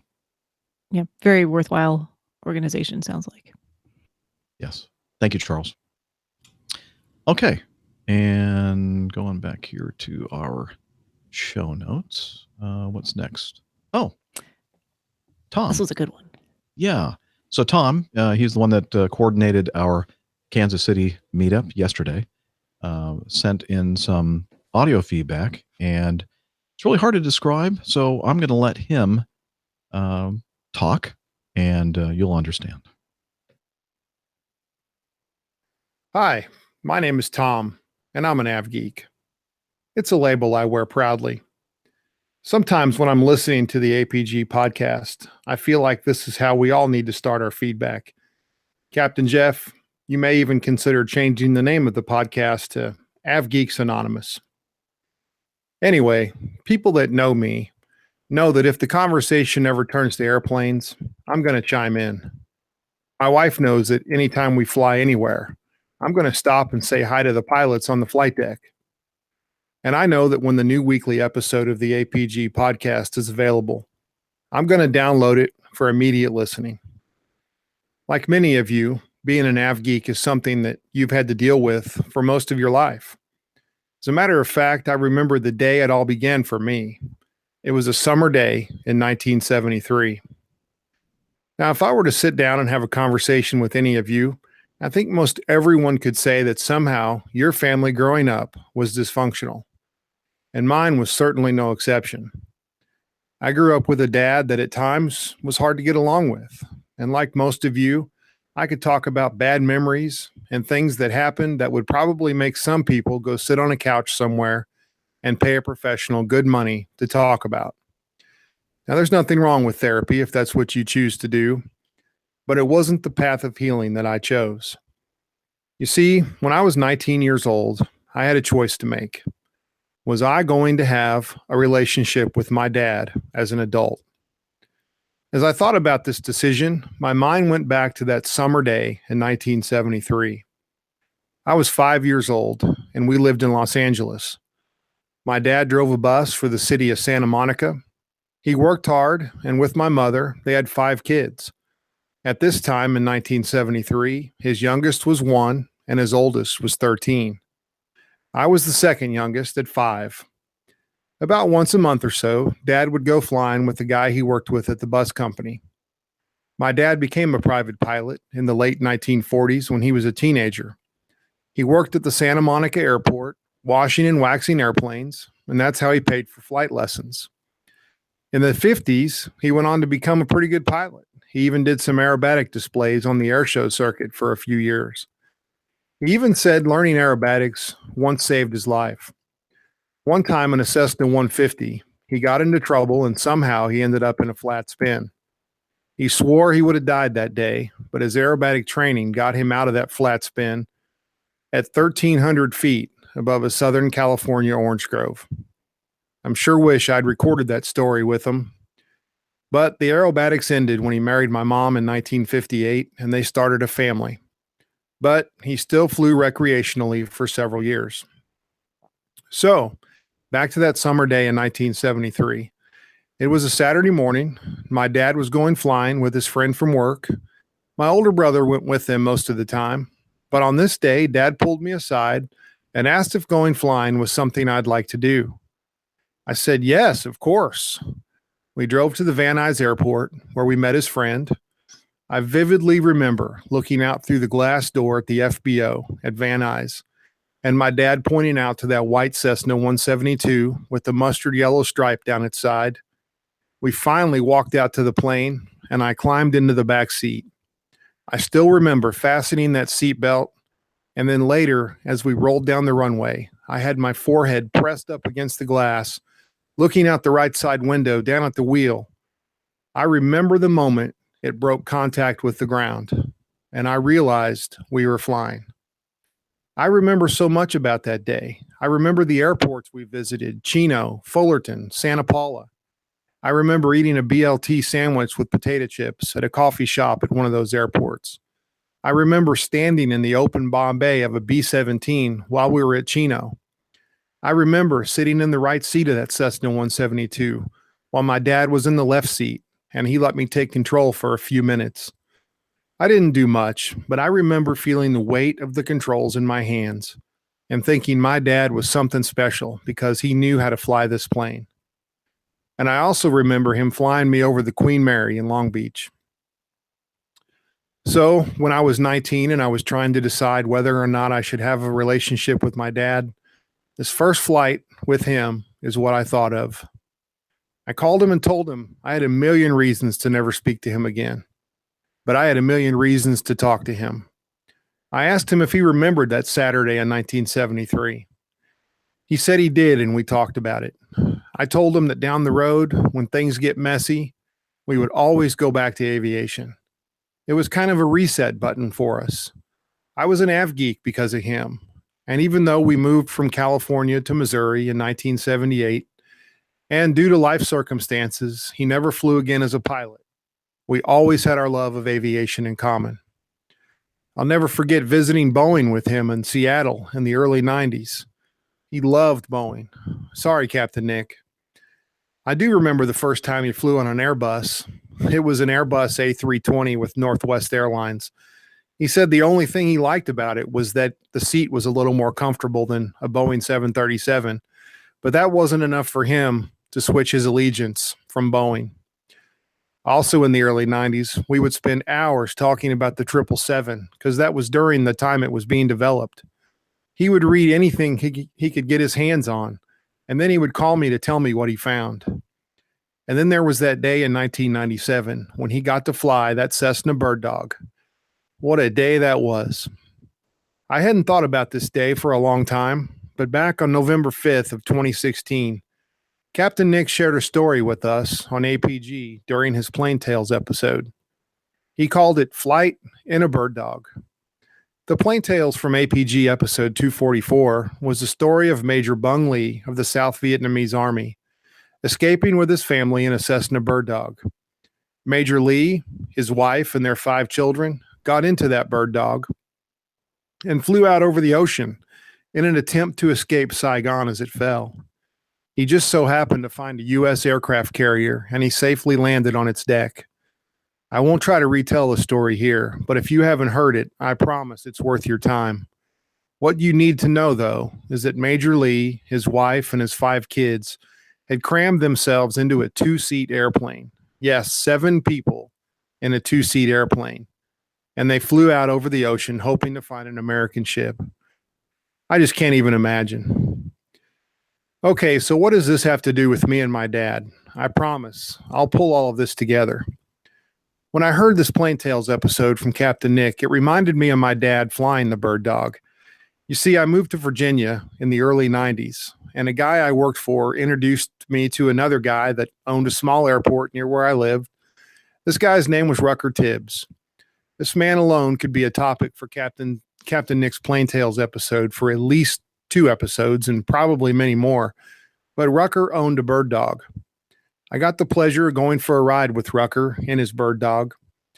If Rucker was still with us, he would definitely be known on this show as the original old curmudgeon. He had a rough exterior, but he was a great man with a heart of gold. As I was flying with Rucker that day in his bird dog and we were coming in to land at his airport, I noticed that he didn't have any flaps down. I asked him over the intercom if he was going to put any flaps down. His response was, "I don't need no damn flaps." That probably gives you an idea of the kind of guy Rucker was. Anyway, after our flight, I told Rucker that my dad would love to come visit him the next time he was in town. I told him Dad was an old pilot that hadn't flown for almost 20 years, but he was an old tail dragger pilot that would get a kick out of visiting with Rucker and doing some hangar flying. He told me next time he was in town to bring him out. So sometime over the next couple years, Dad came for a visit. I took him out to visit Rucker, and as soon as he arrived, the hangar flying began. They were 2 peas in a pod. Oh, how I wish I would have had a video camera that day. My dad was in heaven. After a couple of hours talking about flying, Rucker pointed at his bird dog and said, "Let's go." My dad lit up like a kid at Christmas. He climbed in the back seat of that bird dog. He got some instruction from Rucker on where everything was, and off they went. They must have been gone for 2 hours. When they got back, all I could see was my dad smiling in the back seat. He said that he took control right after takeoff and flew the whole time they were up. Rucker tried to get Dad to land, but Dad said since he couldn't see the runway as well as he wanted to from the back seat, he went ahead and gave control back to Rucker for the landing. It was a day that my dad never forgot, and I haven't either. Captain Nick, when you shared that Plain Tales episode with us, it brought back this day to the forefront of my mind. Because that day, when Dad flew that bird dog, I somehow felt a connection with Major Lee. For Major Lee, that bird dog meant safety and life for his family. For me, that bird dog of Rucker's that my dad and I both got to fly in, it was safety for us. Aviation for me and Dad was a piece of safe, neutral ground. It's what allowed us to build back a father-son relationship. At times, it's all we had, but it was enough. The bird dog was one of the milestones along the way that we came across. To some people, it may not have meant much, but to us, it was safety and life. It got our blood flowing, and it got the conversation started. When I heard your story, Nick, I really wanted to call my dad and tell him about it.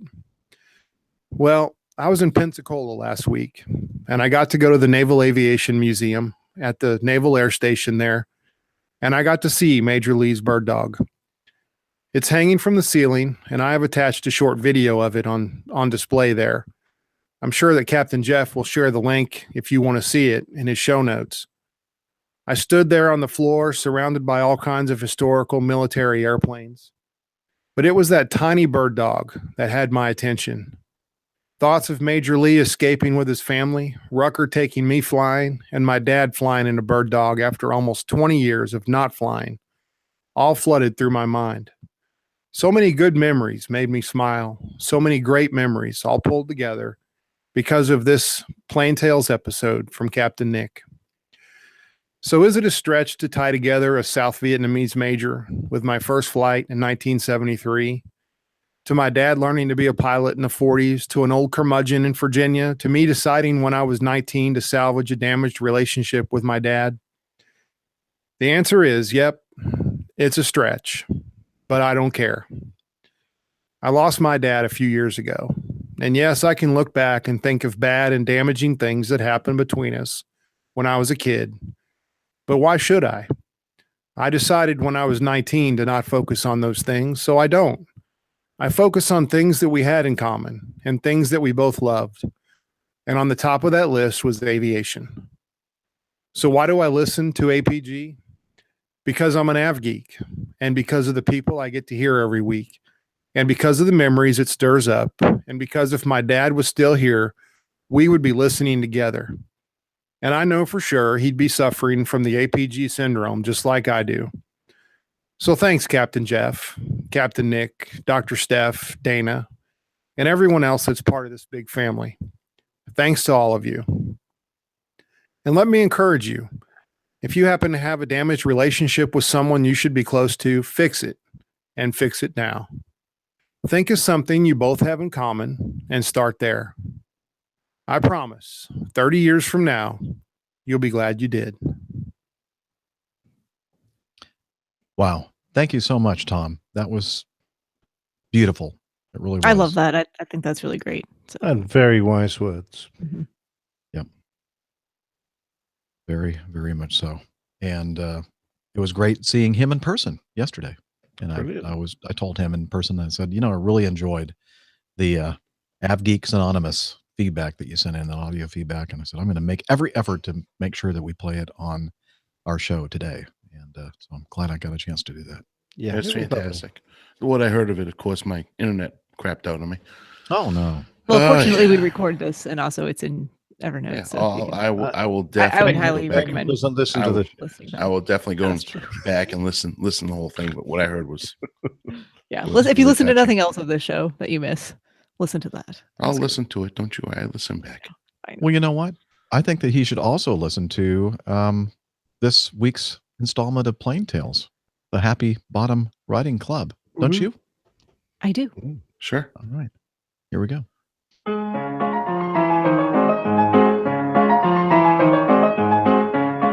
The Old Pilot's Plain Tales, the Happy Bottom Riding Club. If Edwards Air Force Base ever had a heyday, it must surely have been when the likes of Jimmy Doolittle and Buzz Aldrin walked the walk amongst the hangars in the desert. Douglas test pilot Bill Bridgman flew the skyrocket from there. Major Kit Murray took records in the Bell X-1A there, and of course, we surely all know the story of a young Chuck Yeager who first broke the sound barrier there flying Glorious Glennis in 1947. This was a time when chisel-jawed, steely-eyed, sun-tanned pilots in aviator sunglasses flew the most remarkable experimental aircraft the world had ever seen. Ever higher, ever faster, exploring the extreme corners of the flight envelope, blasting themselves to the edges of space and up to speeds that seemed unbelievable only a few years earlier. Records tumbled, the first to 1,000 miles an hour, then 2,000 miles an hour. The first above Mach 1, then Mach 2, and Mach 3. The Bell X-2 climbed above 100,000 feet and then up to 126,000 feet. But safety equipment wasn't really keeping up with the technology of rocket planes that could fly to the outer edges of the atmosphere. Captain Mel Apt took his X-2 to Mach 3.2, that's 2,094 miles an hour, when he realized he was getting a bit far from base. As he tried to turn his aircraft, it began a series of diverging rolls and then tumbled out of control. His escape pod failed to operate properly when its main chute failed and he fell to his death. Captain Mike Adams was on an extreme test flight in an X-15 that had reached 266,000 feet. In the descent, it lost all semblance of stability and entered a steep spiral, doing Mach 5. Passing 65,000 feet and still at nearly Mach 4, the airframe experienced plus or minus 15G vertically and 8G laterally, before the airframe broke up, scattering itself over 50 square miles. Losses were common, and many a fine test pilot bought the farm when he pushed just a little too hard to see what was beyond. When a pilot felt like letting off some steam, there wasn't much beyond the base but desert. That was until a remarkable lady arrived and began serving drinks at a ranch called the Happy Bottom Riding Club. The base sat on the edge of the Mojave Desert beside a dry salt pan. It was hot, desolate, and remote. It seemed a strange place for a society debutante from a wealthy family to choose to live. But here, not far from the threshold of runway 04, was where Florence Leontine Lowe called home. Florence was born to a wealthy family who were well connected and considered part of high society. Her grandfather was Theodus Lowe, who was a pioneer in American aviation when he established the nation's first military air unit, the Army of the Potomac's Balloon Corps, during the American Civil War. As part of the Union Army, he and his team of prominent aeronauts performed aerial reconnaissance on the Confederates. Floating over Confederate positions in his hydrogen balloon, Thaddeus Lowe soon got the nickname of the most shot-at man in the war. After the war, his skill as an inventor brought considerable wealth, and he moved his family to Pasadena in California, where he built a 24,000 square foot mansion. Only fitting for a man who started a water gas company, founded the Citizens Bank of Los Angeles, established several ice plants, and opened an opera house. It was into this family that Florence was born. During her formative years, she attended the finest private schools and became an accomplished horsewoman. But Florence wasn't going to become the average debutante. Her behavior at school was becoming something of a problem, and she was moved from one prestigious establishment to another, often running away just to have fun. However, she grew into a confident, self-possessed, and athletic woman, but it was her adventurous and independent nature that was to define her. Certainly not her arranged marriage to the Reverend Rankin Barnes. The life of a poor pastor's wife certainly didn't appeal. The first time she kissed her husband was on her wedding night, and although she tried for a while to fulfill her role, it didn't take long before she was bribing the kids in her catechism class with jackknives to get them to behave. To escape the boredom, she started riding horses in the burgeoning film industry in Hollywood, and was so adept she could carry a camera on her shoulder whilst riding.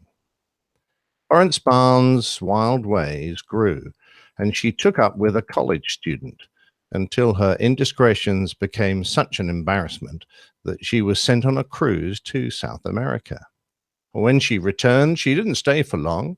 Despite being the only girl on the cruise, she joined friends who were being hired by a banana boat and headed back to South America. They soon discovered that the boat was running guns for revolutionaries in Mexico. On arrival, they were arrested, but after 6 weeks, Barnes and the helmsman escaped and set off through the countryside on stolen horses. As they rode, Barnes quipped that Chute, her companion, looked like Don Quixote. Chute replied that in that case, she was Pancho.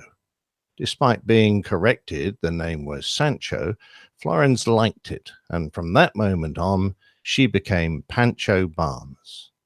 It didn't take long for Pancho to need another adventure, and she turned her attention skyward. In the spring of 1928, she started taking pilot's lessons. Her instructor was a World War I pilot, and the aircraft only had one instrument in it, an oil gauge. She used a keychain to work out if she was slipping or skidding her turns, and looked over the side to see how high they were. To check for fuel, she dipped a string into the fuel tank and guessed how far they could go. Pancho was immediately hooked, and she bought herself a Travel Air biplane for $5,500. She was more captivated by the thrill of the early days of flying than deterred by the dangers. On a trip to San Francisco in 28, her engine quit 8 times, but each time she made a safe emergency landing. For a while, Pancho ran a barnstorming show and competed in air races. Despite a crash in the 1929 Women's Air Derby, she returned in 1930 under the sponsorship of the Union Oil Company and won, breaking Amelia Earhart's World Woman Speed record in her Type R mystery ship with a speed of 196.19 miles an hour. Pancho got work in Hollywood as a stunt pilot for movies.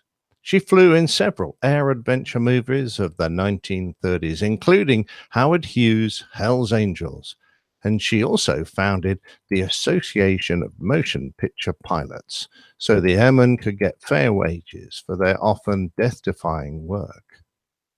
Pancho worked constantly, but she was better at spending money than saving it. Her home was party central, constantly full of flying and movie industry friends. She had an open door, open bar policy, and she never expected her guests to help foot the bill. In addition to spending lavishly, she used her house and other property as collateral to buy more real estate without any regard of how she would make payments. Pancho lost most of her money in the Great Depression, but with what she had left of her inheritance, she bought a 4-room house and hay barn on an 80-acre ranch in the middle of nowhere, near Muroc Dry Lake. The nearest town was 20 miles away, but there was an encampment for an Army Air Corps squadron and bombing practice area nearby. She created an airstrip out of the hard earth and built guest rooms so her friends could fly in for a visit. By 1941, she had 360 acres with a farmhouse, stables, and an almost unheard of luxury in the desert, a swimming pool. Pancho opened her heart and home to the local pilots, and even Colonel Shoup, the commanding officer of the nearby flight test center, used Pancho's ranch to host parties for visiting brass. In 1939, a civilian pilot training program was established, and Pancho was asked to provide aircraft and instructors for the flying school. For Pancho, one of the students stood out from all the others. Over the years, she had had many lovers, but meeting the young pilot, Robert Nichols, occurred at the time her husband asked for a divorce, freeing her to get married. The pilot training program lasted 2 years. Her marriage to Nichols lasted 2 weeks. Muroc Army Air Base became Edwards Air Force Base. With the influx of the devil-may-care Air Force test pilots, there were even more handsome guys to join Pancho's Hollywood friends to hang out, get a good meal, and be entertained. She could match them with flying stories, jokes, drinking, smoking, and swearing, and they loved her. She never kept proper accounts and had no idea how much it cost her to host her friends. She often ran short and couldn't feed the horses or pay bills, so she took out several loans on her property. However, Pancho was happy. In 1944, she met Don Chalita, a handsome show dancer, 6 years her junior. He was in the twilight of his career, so he moved to the ranch, and a year later they were married. This time, Barnes broke her record for actually living with a husband, a full 4 months. Pancho's financial problems were eased for a while after she received an inheritance from her uncle. She used it to improve her property, calling it Pancho's Fly-In. She opened her own airfield with 2 runways, let anyone tie down their plane for free. There was a hangar, repair shop, and flight school. She added rooms with air conditioning, the only ones in the desert, and private bars for her guest house. Barnes built a racetrack, and there was even a fish pond in the shape of the Air Force emblem. She advertised in the Los Angeles newspapers for families to enjoy her modern flying dude ranch for $49 a week per person, meals included. She had a bevy of pretty girls to serve and keep the pilots amused, but never crossed the line into a house of ill repute, although there were plenty of rude, nude fun to be had. During the height of the Happy Bottom Riding Club's success, there were over 9,000 members worldwide. You never knew who would show up at the club for a steak dinner, sit in with the jazz combo, or sing with the other customers at the piano bar. It was not unusual to find heads of state, high-ranking military, actors, actresses, famous writers and artists, or even just your next-door neighbor at Pancho's Bar and Restaurant. One of the newer Happy Bottom guests was pilot Mac McKendry, who ended up at the ranch after returning from overseas. He was divorcing and needed a friend and a place to live. He found both with Pancho, and he was there for her when she in turn needed support. In addition to the usual carousing, in June 1952, Pancho was involved in her 4th wedding to Mac. He was 51 years old, and Mac was only 32. Commander Al Boyd gave the bride away, and Chuck Yeager stood up as her attendant. Ceremony lasted barely a minute, was presided over by Judge J.G. Sherrill, and witnessed by 650 guests. Then the couple exchanged vows again in a Native American ceremony officiated by Chief Lucky and little Snow White of the Blackfoot tribe. The wedding banquet included 4 roasted pigs, 80 pounds of potato salad, 16 gallons of jello, and a 50-pound wedding cake. One of the entertainers at the reception was Lassie, the Wonder Dog. Later that year, a new CO came to Edwards, who didn't enjoy Barnes' hospitality in the same way as his predecessors had. The base was also expanding, and the government was buying up all the surrounding property. Pancho resisted in court as she didn't want to give up what had taken her almost 20 years to build. The FBI investigated her for illegal activity, but the worst they could accuse her of was bad credit. The government finally took possession of her ranch and gave her a meager $185,000. A few months later, Barnes came home to find smoke coming from her property. She lost everything in the house, the barn, and the dance hall to a fire that must have broken her heart. She fought for a fair value for her land and was eventually awarded $375,000. The main argument in her defense was that her grandfather had founded the United States Air Force. The disaster was the beginning of the end for Pancho. She tried to start again a few miles north in the desert and took out mortgages on 1,000 acres with a little cafe and gas station. She treated herself to horses, a Stinton airplane, and a catamaran, but she lived in an abandoned rock building with a dirt floor and broken windows. She had big plans for Gypsy Springs, but never managed to make it work. Edwards Air Force Base had grown into a self-sufficient community, and the demand just wasn't there. In later years, Pancho managed to reconnect with many old-timers, and part of the officers' mess at Edwards was renamed the Pancho Barnes Room.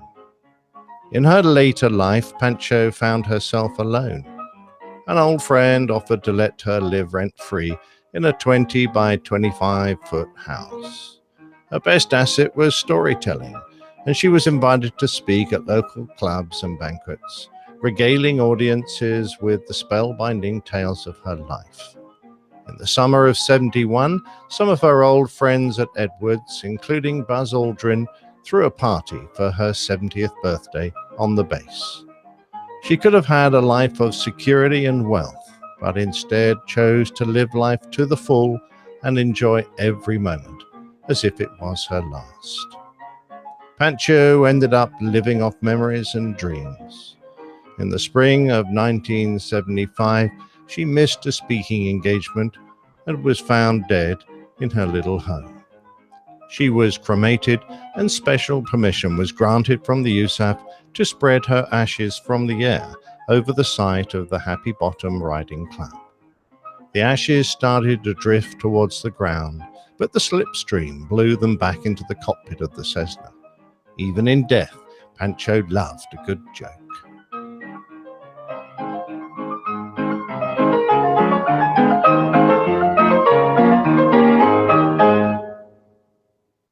Another fine installment of Plain Tales. Wow, this Pancho Barnes, quite a woman. Oh yeah, I think she was more than many a man could have. I was looking at pictures of her online while I was listening to your Plain Tale, and I'm thinking, yeah, she looked like she's just a character. Yeah, right? she looks like she was definitely a character. And she was the center of just an amazing collection of aviators, wasn't she? I mean, she was a great aviator in her own right. But to be there with all those fantastic pilots doing all those amazing things, quite remarkable, Yeah. I would love to have been a fly on the wall of that. Or just to like hang out and have a drink with her, Oh, Wouldn't yeah. that be amazing? Or be married to her for 4 months. Well, that'd be pretty tough, I think. That would break the record, wouldn't it? Yeah, it would. Yeah. I realize that my camera's not on. It's just not behaving right now, but it'll wake up at some point, I think. All right. In the meantime, we just have to look at my little avatar flashing in the background. No, I can't see anything. It's just blank. Just blank. Well, it's kind of like the contents of my brain right now. Fair enough. Sure, that's not true. Anyway. Yeah. So You know what? I still haven't done my homework. I haven't yet watched The Right Stuff, but I promise I'm going to make that a priority this weekend. Oh, it's a great movie. I mean, it's one of my favorites. So I think you'll enjoy it. Right. Okay. Shall we move on with some more feedback? Sure. Okay. Oh, there's just I was just going to mention. Sorry, Jeff. That the idea for that came from Ham Radio Jim. So I meant to mention that before we left it. I didn't give you a Jim- chance, did I? No, that's all Sorry. right. Jim was stationed twice at the Air Force Flight Test Center at Edwards. So he knew the place well. So and when he sent it, he's because he's a ham radio guy. He said 73s. So that means good wishes. So and goodbye also 73. So 73 to you. Whiskey to November Sierra Foxtrot. Awesome. So did Ham Radio Jim date Poncho? Poncho Barnes. I Maybe he'll have to let us know. Yeah, I wonder. I don't think he's quite that old. No, I don't think so either. What was I going to say? So where were you? Yes. I don't know. I was going to say something really clever. Oh, I know what it was. I'm watching the chat room here, and this is for Rick Bell, Captain Rick. Captain Rick, quit paying attention to the live chat and this podcast. You need to be concentrating on your video. Yes, we're You know, the one- recording this just for you. So when you can catch up, it'll be here. We need you to know all there is to know about emergency exits and how to open them. On the C-17, yes. Yes. Yeah. Sorry, yeah. He was asking me if I had been to Altus Air Force Base, and sadly, yes, I've spent about 3 months there. When Fond memories, it sounds like. Oh no, it was. At least it's not a dry county anymore. It was. What do you say? You can get beers that are 3.2 on. You couldn't even do that. I think when I was Sundays? there. Yeah, maybe you could. Yeah, on the That's base like you being could. in Utah, but it's not a bad thing. That just means you can have a few more. Drink Exactly. lots of beer. It's like hydration. Think of it that way. Okay. It's mostly water. Oh, Liz says that the sound is off. Oh well, that's all right. Maybe at some point he'll be listening to this in the future. We could send him some hand signals. Yeah. It's quite rude. If you want to see this, That's also rude. that Captain Nick and Dan is giving Rick, you need to watch the video. So, there we go. That's all not right. rude. Yeah, that's what is that? Star Trek? Live long and Yes. prosper, or whatever. Live long and prosper. From the from Spock's home planet of oh my god, I'm having a brain fart. Oh, is that what it was? Vulcan. Called? Oh my Vulcan. god, I'm having a brain fart. Fart. Fart. Yeah. Sounds much better when you say it like that. Yes. Okay, just quickly, Charles, not the same Charles that wrote in about the honor guard, but this one says, and he sent this to us before Christmas, so sorry it's taken so long for us to get to your feedback, Charles. And so I'm sure you've seen this stall and roll of a Boeing 717, actually a McDonnell Douglas 95, but just in case, and then he gives us the link to avgeekery.com. That's a great name, isn't it? Avgeekery. And the title of this article, that time a Boeing 717 went inverted during testing. And I'm not going to read the thing, so you can look at it yourself, but there is a video posted on Vimeo where they were doing a test flight of the 717 in warning area W291 over the Pacific coast, off the Pacific coast of California. And anyway, it's really interesting if you want to see something pretty amazing how this airplane basically goes inverted, I think, at some point and nose down. Definitely an unusual attitude. Well, it gives a nice little picture of what the aircraft is doing, because it's hard to tell from just watching the video, because it's hard to see outside the cockpit windows, but you can actually see a little depiction of what the aircraft's attitude is in the corner when you're watching the video, and it definitely rolls all the way over. So. Yeah. And you just want to watch other people be in that position, or if you're maybe in an aerobatic airplane, but not an airliner. I think when it first starts, like when the roll first starts, someone goes, whoops. Whoops. Oops. Yikes. All right. Thank Then you, Charles. very calm after that. So I'm sorry, say again. but then they remained very calm after that and did what they were supposed to do. So They were thinking about how they were going to walk off the airplane with the soiled pants. yeah. Let's see. Liz sent in this article, very interesting article, by the way, by IITSEC. I'm not sure that has something to do with, I don't know. What does that stand for? Not sure. I have no idea.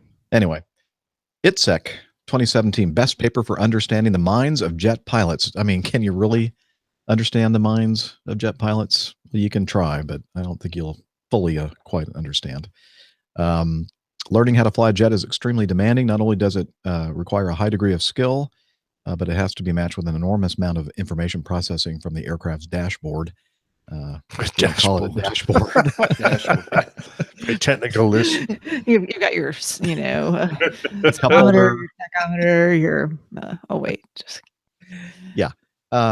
These have to be managed under high physical stresses. Becoming a jet pilot takes hundreds of hours of training to achieve proficiency, and sadly, some never do. This comes at a very high cost, and the rate at which pilots learn varies greatly. For years, the aviation industry has been challenged with the question of how to measure training effectiveness. Anyway, in this paper, and it is interesting, by the way, you should look at it, read it. It's in the show notes. They used a device called a neuro tracker system, and they did some of these tests in a real airplane, an L-29. That's made in Czechoslovakia, right? Is that right? Yeah, I just from my memory, I think it's one of their jet trainers, but yeah. I will check. And also a simulator. And what they did was when they were having the pilots perform certain maneuvers, they also introduced this NeuroTracker program. I guess they had to do some kind of puzzles, or I'm not sure exactly what they had to do, but they learned really quickly that pilots were maxed out, and their skills were at least they were drastically reduced. Their skills to perform whatever the NeuroTracker was having them perform, using up almost all their spare cognitive capacity. Anyway, so it's an interesting thing. And another thing that I thought was interesting in this was that the simulator version of this testing and maneuvering had less effect on the mental and physiological loads than a live flight. So I guess that they could use that information to maybe enhance or perfect, our training in the simulator to, I don't know. I hope that doesn't mean that they're going to load us up even more when we're in the simulator. No, I think it has more to do with, at least my take on what that means is that when you're in the simulator, perhaps the consequences aren't as high of actions. Yeah. So it's easier to divide your mind. attention because you go, oh, well, if I, screw up something in the simulator, it's just the simulator. So let me pay attention to this puzzle that I'm being asked to do for just a moment because I know I'm being tested on this. So does that same type of effect happen during actual, if the simulator session were for actual training, you don't want people to have divided attention while they're doing that. So how do you minimize that tendency towards distraction? Because that it's not, in the back of your mind, yes, I'm here to be learning, I'm here to be doing this training, but also the consequences aren't the same as when I'm in an actual aircraft. So that's what I was taking away from it. Oh, well, cool. And the Aero L-29 is the Delphin, in English, Dolphin, made in Czechoslovakia by Aero Vorochody, and is a light attack trainer, tandem seated, T-tailed, single engine jet trainer. I believe a lot of places like that place down in Kissimmee, Florida, that does the unusual attitude training. They use this jet, and a lot of other people do as well for various training here in the States. They're probably selling them for 2 a penny, I suspect. Yeah, I think that they can get a really good deal on those things. Yeah. Anyway, thanks, Liz, for making us aware of that. Again, if you want to read the full report, that's in the show notes. We have a new follower from the UK, Pete G. I guess that we can. Welcome to the APG. Oop, again, that should have been a nice fade out, but it wasn't. Hi, Jeff and the crew. I've found your podcast and rapidly displaying the APG syndrome symptoms. Uh-oh. Oh, I need to do something with this program here. When I'm touching the button, it's supposed to fade out. Apparently, oh, I know it. Here we go.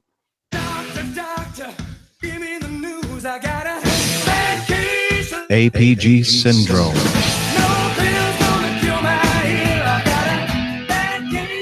APG syndrome. Now my camera on my laptop has become active over here, a different angle. There you go. All kinds of crazy stuff going on here in the studio. Anyway, Pete works as an airfield duty manager at a UK airport with 2 parallel runways on the border between Cheshire and Greater Manchester. I've worked here for over 30 years and have been ADM for 4 years now, and I'm still as fascinated with aviation as I was all those years back when we had BAC 111s and the like here. We now have A350 and A380, plus a good few bin liners and 777s. I don't fly, but maybe one day, eh? Keep up the great work. I look forward to many more podcasts. Thank you, PG. And welcome. Welcome aboard. Yeah, most certainly. I'm just seeing if I can work out what airport that is. Yeah, he's kind of being a little cryptic there. Yeah. Oh, it's Acme. Oh, it could be Acme. So I thought it might have something to do with the Beatles, but that's only got 1 runway. Oh. And it's the wrong side. So, oh well. There you go. It'll come to me. Pete, give us some more hints. Yeah. David writes in Jeff, Steph, Nick, and Dana, an interesting article on EASA and the UK. Hopefully all bluff. What does that mean? I'm still working out the airport. But just going back to Pete. Pete, did you see my whitetail land the other day? That'll solve the quiz for me. Yeah. Anyway, sorry. What was that? David, talking about this article, an interesting article on the EASA and UK. He says, hopefully all bluff. Yeah. Well, it's way too early to work out how we're going to reintegrate or integrate. No. What is hopefully all bluff? What does that mean? That means bluffing. Fake. You're bluffing. Like you're faking. fake, yeah. Oh, okay. Gotcha. All You right, can be thank in you. the bluff, in which case you have no clothes on. But That's the buff. That's the buff. Oh, okay. Yeah. Well, that's close. I know what that means. Okay. No, to bluff is to basically to lie to someone or Okay. I got you. be untruthful. I thought that was just a way that some people from his neck of the woods sign off. Used often in like gambling situations. Like Oh. you can like your poker face, you could be bluffing and Gotcha. Yeah. Gotcha. I just must be tired. Sorry. So, Nick, since you were kind of launching into this article regarding EASA and the possible re-establishment of the CAA, what do you think about all this? Well, the CAA is going to have to be re-established properly in some form or other. Whether or not we follow just EASA's rules and just tag on, I don't know. But it's way too early to say. It'll all happen one way or the other. It's no big deal. And I don't really think that either European aircraft are going to be prevented from flying in our airspace or vice versa. So, I mean, yeah, something will be negotiated. I don't know why people are getting all head up about it. The good thing is that we might actually return to the more sensible flight hours regulations, duty regulations that we had to give up when we joined the EU and adopted EASA, which have meant that our pilots are now working considerably harder. And the unions have always been against that because they said our rules were founded in with safety as the most paramount thing. And perhaps if we move away from EASA, we can go back to safer flight hours. Yeah, I was going to ask you about that because I know that there was a kind of a change when it transitioned from the CAA to EASA as far as duty rigs and that kind of thing. rest Yep. requirement. It didn't affect me too much long haul, but the short haul guys, certainly the potential for their hours to be increased went up a long way. Okay. Well, we'll keep our eye out for what happens with all that. Yeah. Thank you, Couple of David. years away yet. Okay. Ian has an interesting question. And I think, Steph, you want to read the feedback from Ian? Sure, I can do that. It says, Dear APG crew, I was super delighted a few months ago when I did a Google search for aviation podcasts and came across this one. Thank God I did not click on Tina, the underpaid / overworked ticket agent podcast, or Pat Down, Inside the TSA podcast. I don't even want to know about that one. I am not a pilot yet, but I am enthralled by aviation. I live in southern New Jersey. Woohoo! And I believe Dr. Steph, having lived in this area at some point, may be familiar with some of the small airports and museums I have been visiting to feed my interest. For instance, South Jersey Regional, Cape May Airport. You know, I actually was not a pilot when I lived there, and I was in med school at the time, and I did not have a whole lot of chance to visit those places, but I should perhaps put them on my list when I go back to visit friends. He says, I have come down with a delightful case of APG syndrome, but with your impressive 300 plus episodes, it will take me a while to get through all of them. So forgive me if this has been asked / discussed before. I am a type 1 diabetic, which is the juvenile or generally juvenile version through no fault of my own.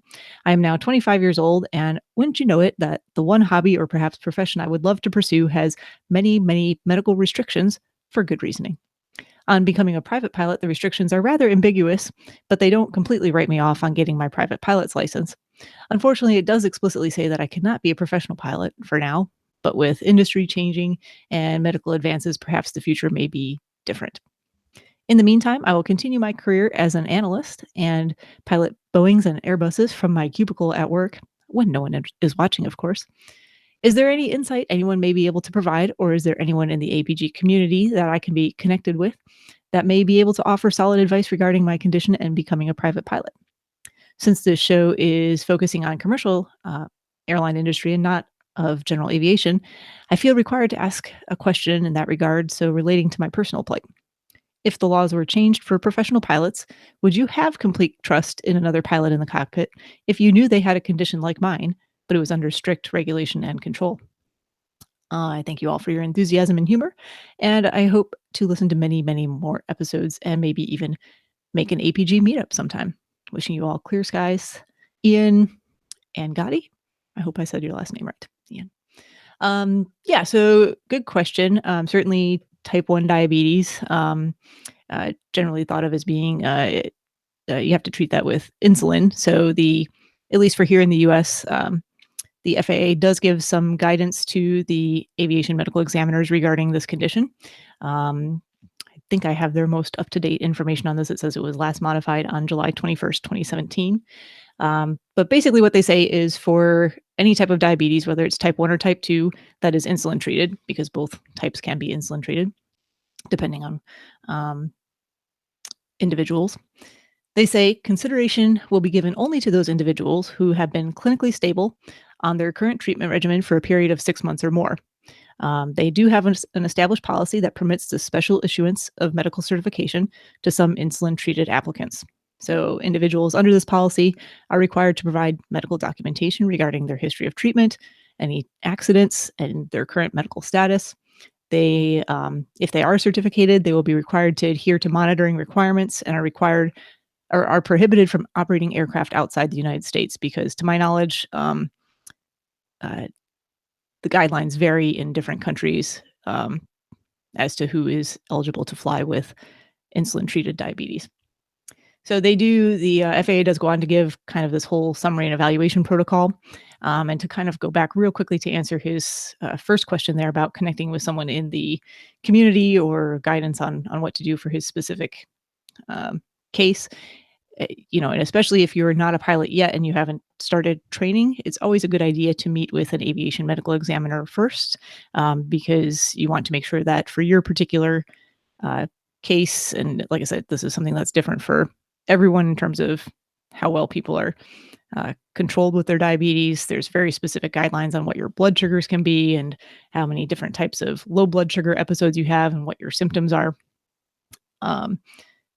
you want to know if you qualify to hold a medical certificate in the first place, because without that, you will not have any type of pilot certificate going forward. So you want to make sure you have that. They do say, so the guidelines they give definitely apply to the third class applicants, but they do say that first and second class applicants are evaluated on a case by case basis. So I'm not the expert there on this particular part of medicine as it relates to aviation, but certainly something to discuss with your local aviation medical examiner. Just real quickly, the types of things they're looking for. They want to know about episodes of low blood sugars that you've had. That's called hypoglycemia, because low blood sugars can result in loss of consciousness, seizures, impaired cognitive functioning, all kinds of things that you certainly don't want while piloting an aircraft. They want to know, let's see, just some other things here. Basically, they want to make sure you don't have any other of the consequences of diabetes. So that can include neuropathy or nerve damage that can cause impaired sensation. They want to make sure that it hasn't affected your cardiovascular system, your heart, your blood vessels. They want to make sure that it hasn't affected your eyes, which are another common consequence of diabetes. So you'll need to have good vision. And then they're really pretty strict about how often you have to report and give your medical history and documentation back to your aviation medical examiner and the FAA, which is pretty frequent. I think they did mention it was about every 3 months you have to submit information. So certainly more frequent than most people have to give any type of updated information to their AME. And then just one last thing real quick, if you are granted a medical certificate, they do say that 1/2 hour prior to flight, you have to check your blood sugar, and it has to be within certain parameters. If it's too low, so less than 100, you have to take a glucose snack of 10 milligrams or 10 grams, excuse me, and then you have to wait a half an hour and then measure your blood sugar concentration again. And then it has to be within 100 to 300. If it's at any time over 300, you have to cancel your flight. And then every hour during flight, you also have to measure your blood sugar, and it still has to be within that 100 to 300 range. So pretty strict guidelines there. But it looks like it's not something that would completely eliminate. No, it certainly does not completely exclude you from becoming a pilot, at least here in the United States. Like I said, that varies in different countries around the world, and I don't have all of that information. He did ask an interesting question at the end there. If you were in the cockpit and your co-pilot had a similar condition where potentially it could have effects such like the ones we discussed, where if the blood sugar was too low, impaired cognitive functioning, potentially loss of consciousness, seizures, but you knew that person had under strict control, would you feel confident? So it's a good question. I guess it depends on how well you know the person and how well you've discussed those things before the flight. But I think for pilots who are reasonable and professional, and there's a lot of good ways to measure your blood sugars these days. There's even a lot of people who have diabetes will use an insulin pump, and a lot of those insulin pumps have continuous blood sugar monitoring with it. So in real time, it's consistently measuring what those blood sugars are, and it can give alerts for if it's too high or too low or outside of a specified range. I think that's about as good as it gets. So it's an interesting, wasn't it? Because I have type 2, which is not nearly so much of a problem. But I sometimes tell the guys if we happen to get onto the conversation, but I don't always, because low blood sugar isn't a problem for me at all. And it's always a long-term problem, this diabetes, not short-term. So that's fine. But my feeling is that I know that you can fly as a commercial pilot in the UK with type 1. I suspect we wouldn't be allowed to fly together. There's, with some medical conditions, the two pilots definitely can't fly in the same cockpit. So you need to have a young, fit bloke fly with me, for example. But I'm pretty sure that I would feel very comfortable, because the whole concept of our job is that we are disciplined to carry out procedures. We do them well. It's all part of our job, and we're well practiced in that, and we usually have a very disciplined attitude towards that.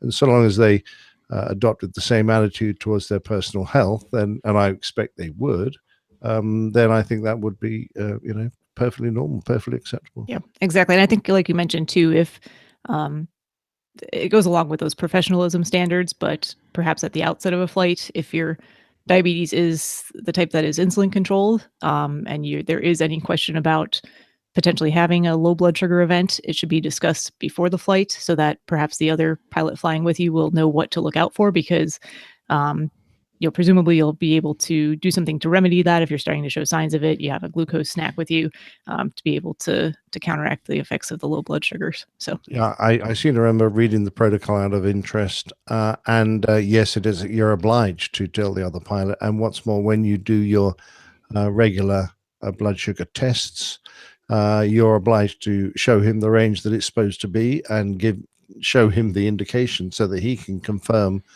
in case you've misread it because you're starting to suffer yourself, that you are in the correct regime. So yeah, you do it as a crew. Exactly. Well, and one of the things that did talk about is the future of the care for diabetes, and you'll see, especially here in the States, I don't know about over in Europe, but there's a lot of commercials for these new medications that don't necessarily need you to, I guess, take insulin, and helps you to regulate your A1C a whole lot better. I don't know, maybe you can chime in on that. Yeah, that really probably applies more to type 2 diabetics who don't require insulin. Type 1 diabetics generally, as a rule, are going to require insulin of some type, and they're the problem there being is that they're not producing that insulin at all.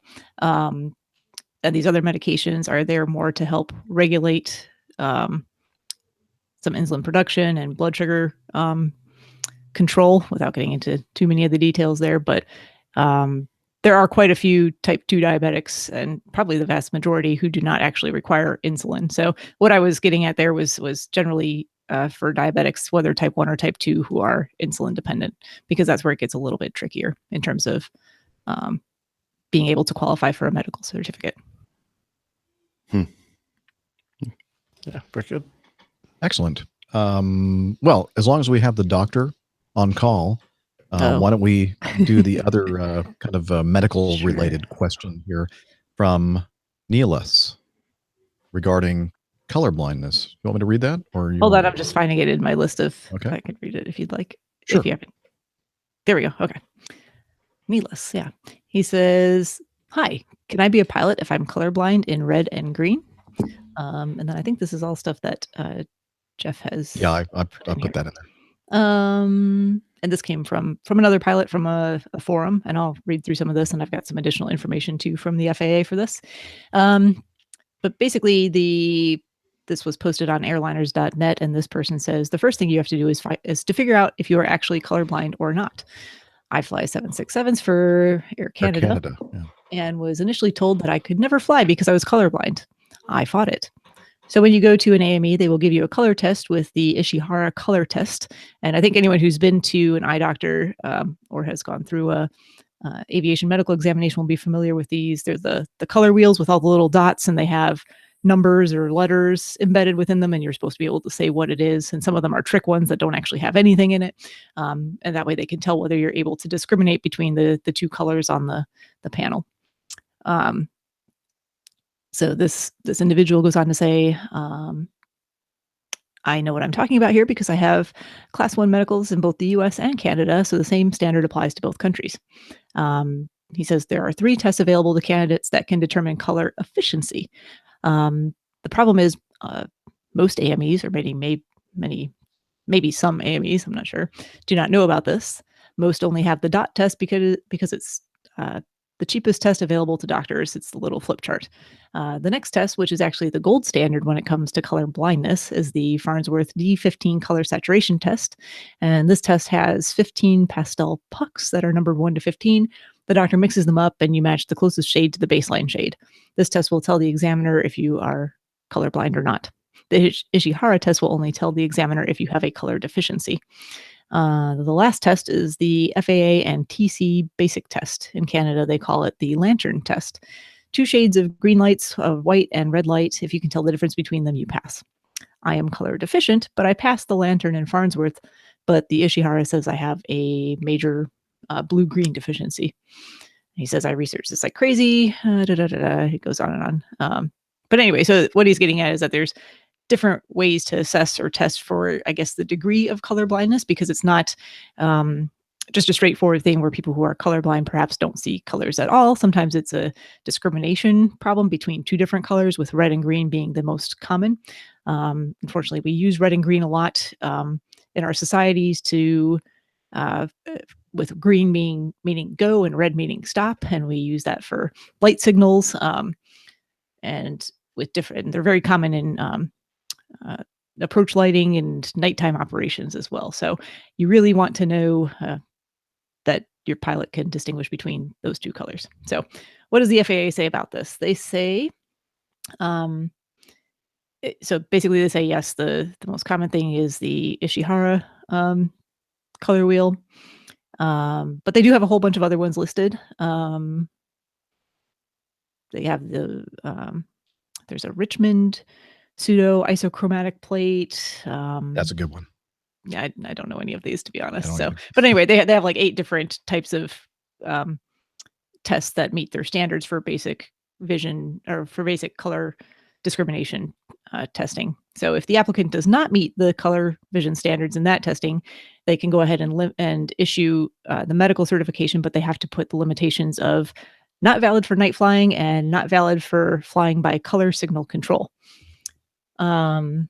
But then they do go on to say that there's specialized operational medical tests for applicants who do not meet the standard, and they do talk about they call it an operational color vision test. So basically the same type of thing where you're trying to see, even though you have that color blindness, can you still reliably discriminate between the 2 colors and recognize them, even if your color vision is not the same standard as what would be considered normal. So I guess the bottom line is, don't give up. If they just give the Ishihara, the one that most places use for color blindness, don't just say, oh, I can't see it. Don't give up. There are other avenues to explore, I guess. Exactly. And I mean, they can even do it by basically field testing. So they can test you with the light signals to see if you can reliably discriminate between the 2. They do also mention that some people may have seen these advertised where there are corrective lenses to correct color vision. The FAA does not allow you to use that as a pilot for color vision. So. No. Okay. Did I answer his questions? I think so, yeah. Basically, his question was, can I be a pilot with color blindness? Yeah. So, and even if you don't meet, I guess it depends on what type of pilot you would like to be, but if you don't meet the full standards, you can at least do daytime flying, and you have to have that limitation of you can't use the light gun signals. So that's it. Excellent. Hey, I know we're over the 3-hour mark, but I really want to get at least 1, maybe 2 more. I promise we'll be really quick with it. This one is from the old AvGeek guy, and he sends in a special song for Nick. He says, from Flower Mound, Texas, howdy to Captain Jeff, soon to be Captain Dana, Steph, and oh yeah, Captain Nick. I thought the first 1 minute 4 seconds of this would be great to play for our champion of automation. Love you, Nick. Don't let George have all the fun. Adios. And so, I'm thinking, what is it that he is talking about? So let me play a little bit of this. I've got the push button blues, the push button blues. My finger is sore from doing each chore. I just can't push one button more. No, I can't. Why can't I lose those push button blues? I wish there was something to pull, to open or... The push button blues. And that's Jane Jetson. George, his wife, Jane, or Jane, his wife. Jane, his wife. Anyway. Oh, I thought it was the robot housekeeper. Oh, okay. Don't think so. I forgot what the name of the robot housekeeper is. I don't know either. Oh, Rosie. Rosie, that's it. Oh, Yeah. damn. I don't know where I pulled that from, but I yeah. don't know either. I haven't watched Bravo. the Jetsons in years. Okay, we'll put the link to that so you can listen to the entire song, The Push Button Blues, on YouTube. All right. And very quickly, one more thing. You guys, you like barbecue, right? Yes. You like parties? I hate Yes. barbecue. Yeah. Well, this is from Zach.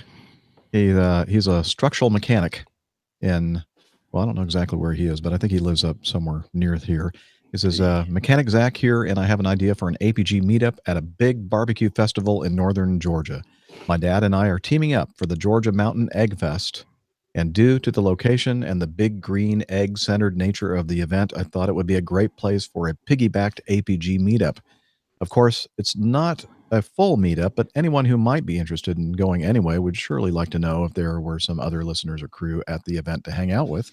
Let me know what you think. And he signs off by saying, high speed, low drag. Zach Lorden, structural mechanic. In Hiawassee on May 18th and Friday the 18th of May and Saturday the 19th, which is the actual event, the Mountain Egg Fest or Festival. And I'm thinking, ooh, that looks like it'd be a lot of fun. Yeah. So I didn't know where Hiawassee actually was, but it's up in the mountains, basically kind of Nantahala forest area. Beautiful. Very beautiful area. It's kind of right on the border of North Carolina and Georgia. I was like, ooh, I wonder if there's anywhere nearby to fly into. And there's a couple of nearby options for if anyone wanted to fly in. General aviation flying, anyway. There is the Western Carolina Regional Airport in Andrews, North Carolina, and the Blairsville, Georgia Airport.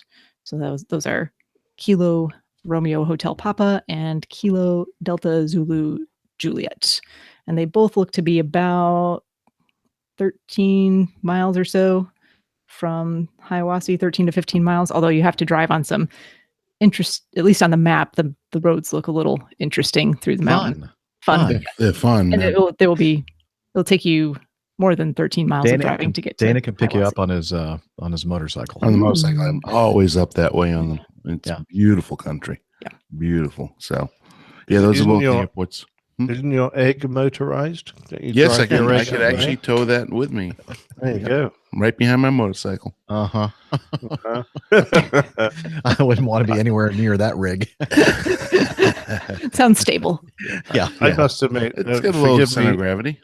Very good. Forgive me for being a bit English about this, but an egg fest doesn't actually sound very nice. So if you didn't know it was a big green egg, the smoking device, it does sound odd. Like there's a festival and we're going to celebrate the thing that comes out of a chicken, the egg. No. Well, scramble Nick, you tend to like the barbecue I've cooked for you, so that's come off the big green egg. Yeah, I realized that, but it was just the name of the egg fest. Egg fest. Actually, when I first saw the feedback, I'm thinking, why would we want to go to an egg fest? And they went, oh, big green egg fest. Yeah, you have to look at the logo of the festival. Exactly. Which looks to me like a cocktail shaker, but that's just me. Yeah, but it's like a cocktail shaker, but it's a lot bigger and heavier. Nice big cocktails. Wee. Yeah.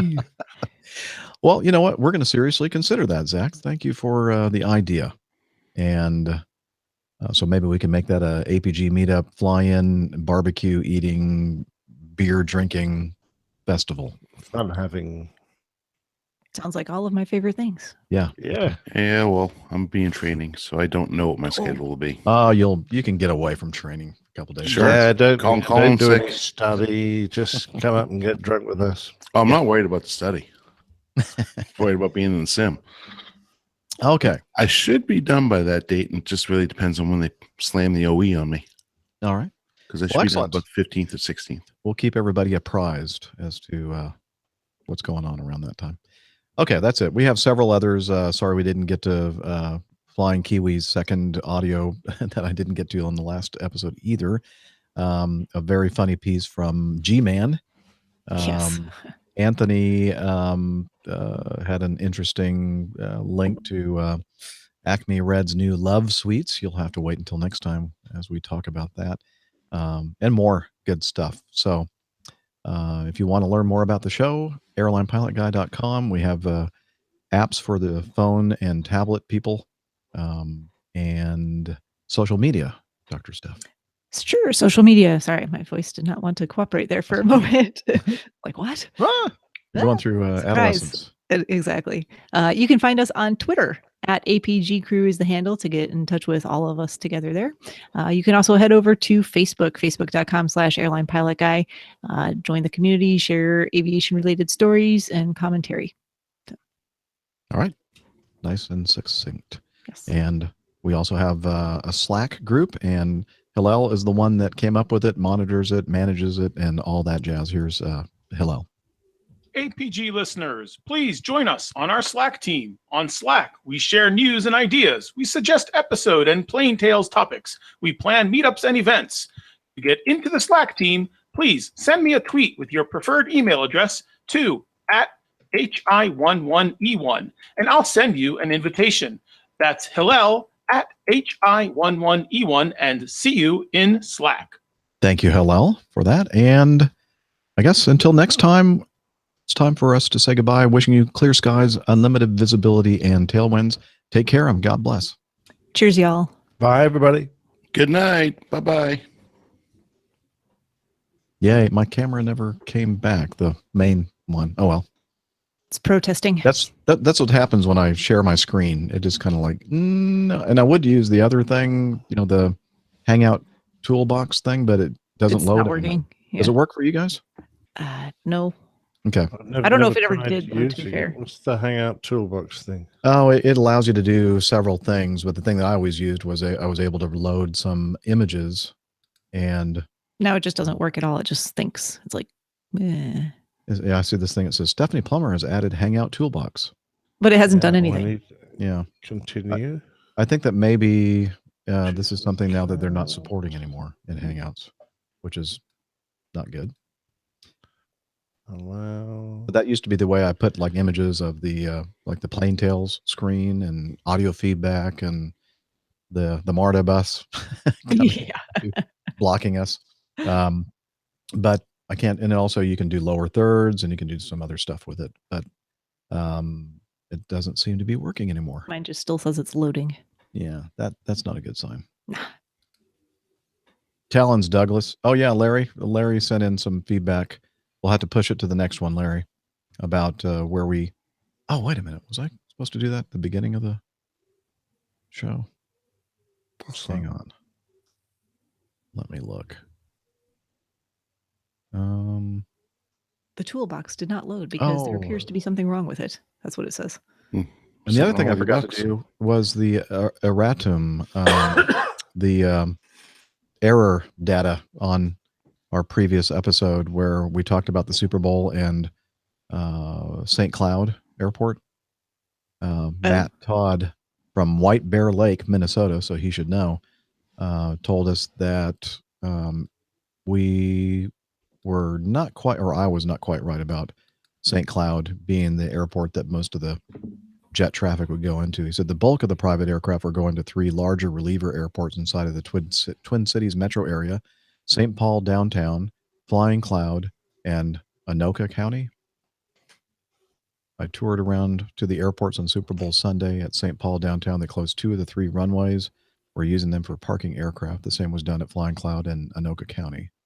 Also, Minneapolis-St. Paul runway 422 was closed for parking of aircraft as well along the west taxiway for 1735. It was quite a sight to see. So I meant to do that in the intro of the show, and I forgot. It's all right. Just splice that in. It'd be perfect. Yeah, there you go. So how much does the vMix program cost, Jeff? I don't want to go that way because then I can't. I have to use several instances of Skype, and it takes a lot more CPU. And I'm trying to reduce the amount of CPU use on my machine, not increase it. So it's just that it was Nev's good idea. Yeah. I don't, the cost is not a factor. It's more having the hardware to handle Right. that. But maybe I can have a discussion with Matt regarding the vMix thing. But again, I don't want it to be so complicated because 90 something percent of the people that listen to the show listen to the audio only, because it's really an audio only podcast. It's not a video podcast like PTUK is. Sure. Yeah. So, and they do a wonderful So job. back in your box, Nev. Yeah. But if I can come up with a solution, of course, vMix would mean I have to use a Windows machine. Oh my God, no. Yeah, We no. don't want to do Yeah. that. No. Yeah. And then there's something on the Mac platform that I've fooled around with a little bit, and it used to be called Boinks TV, which is a stupid name.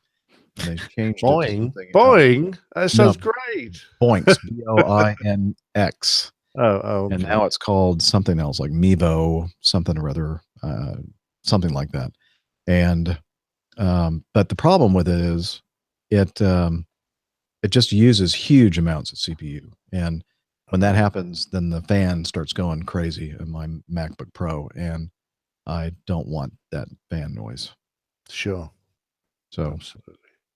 But I would be really completely open to being able to do things better on the video side of Well, it things. works fine. I mean, the fact that it switched to a different camera is kind of cool. It just automatically switches to the other camera. Yeah, it's very neat. Yeah. So I guess what I just have to do is just not share my screen.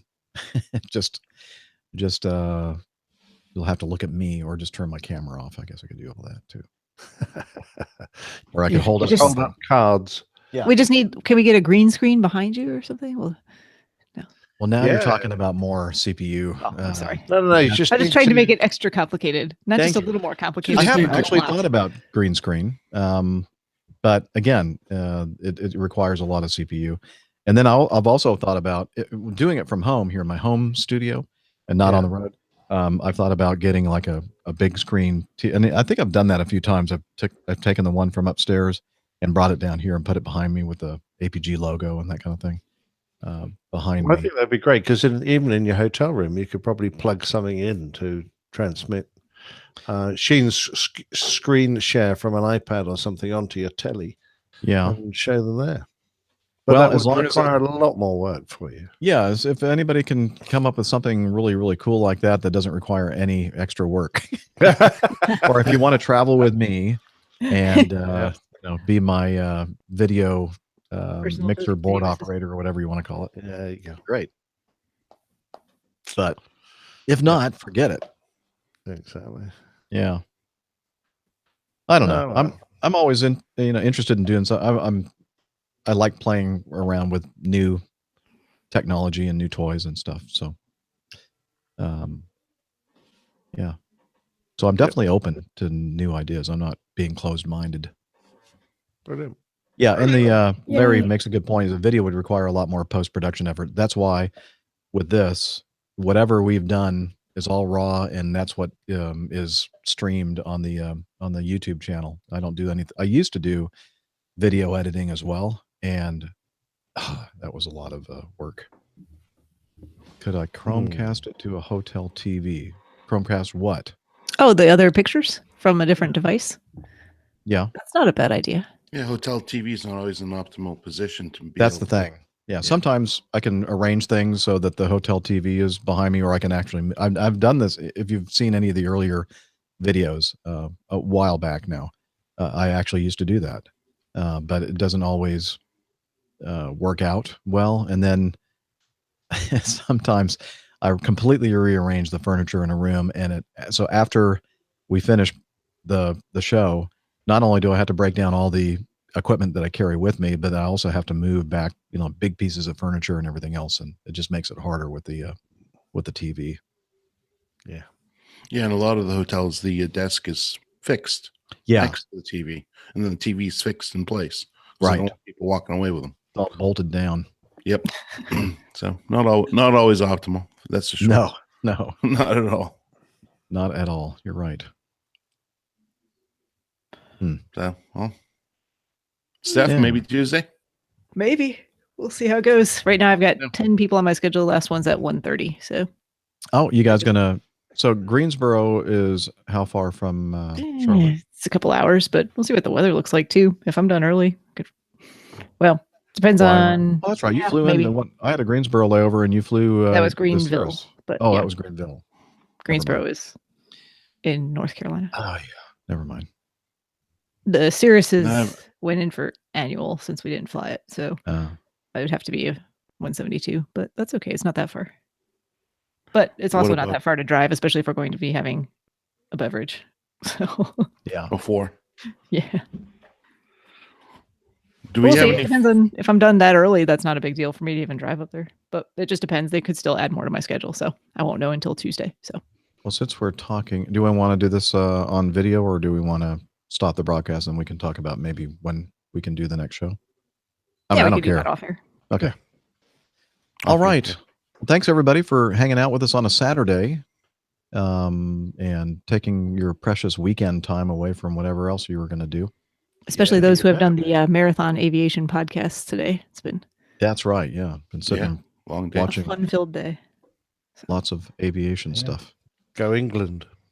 Yeah, congratulations. Congratulations. Woohoo. Our condolences to the Captain Welsh. Al. Yeah, Captain Al is very unhappy now. Oh, sorry, He Al. supports the Welsh. Hmm. Oh, They lost last year as well. If you remember, Pilot Pip and he were at the game together. Oh yes, I do remember that. And his penalty for losing was Captain Al had to have his picture taken wearing an England sweater. Oops. Which I've been busily posting today everywhere, pretending he supports England instead of Wales. Yes, I saw that. Oh, well. Well, you know Well, what? luck, Al. In our mind, in the chat room, I'm looking at the conversation there. You're all moderators in my mind. Yeah, So but I'm some making- are more moderators than others. I'm actually making everybody. Are you going through and making everyone moderators? Yeah. I don't want to have anybody feel left out that they don't have a blue spanner. Well, it's Well, just no one uses it nowadays. No, you no, don't it's need not to. so much for the spanner, but you can't post URLs and things unless you're a moderator. So there's can I other post other URLs functions. now? Yeah. Oh, okay. So when people want to share things. Hey, does anybody know if we have any followers in Rochester? Have a good overnight in Rochester. New York? Uh-huh. I've never heard of Rochester. No? Yeah. Rochester. Oh, Rochester. Ah, Rochester. I'm going to do, Err. I think I'm going to do dinosaurs. Oh, that's a good For- place to go. For Valentine's. Nice.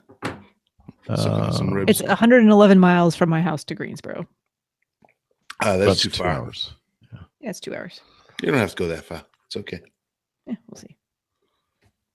If I've got an afternoon of nothing to do. Bring Taco. I can hang out with Taco. No, that gets tricky because then I have to go the 25 miles back from work.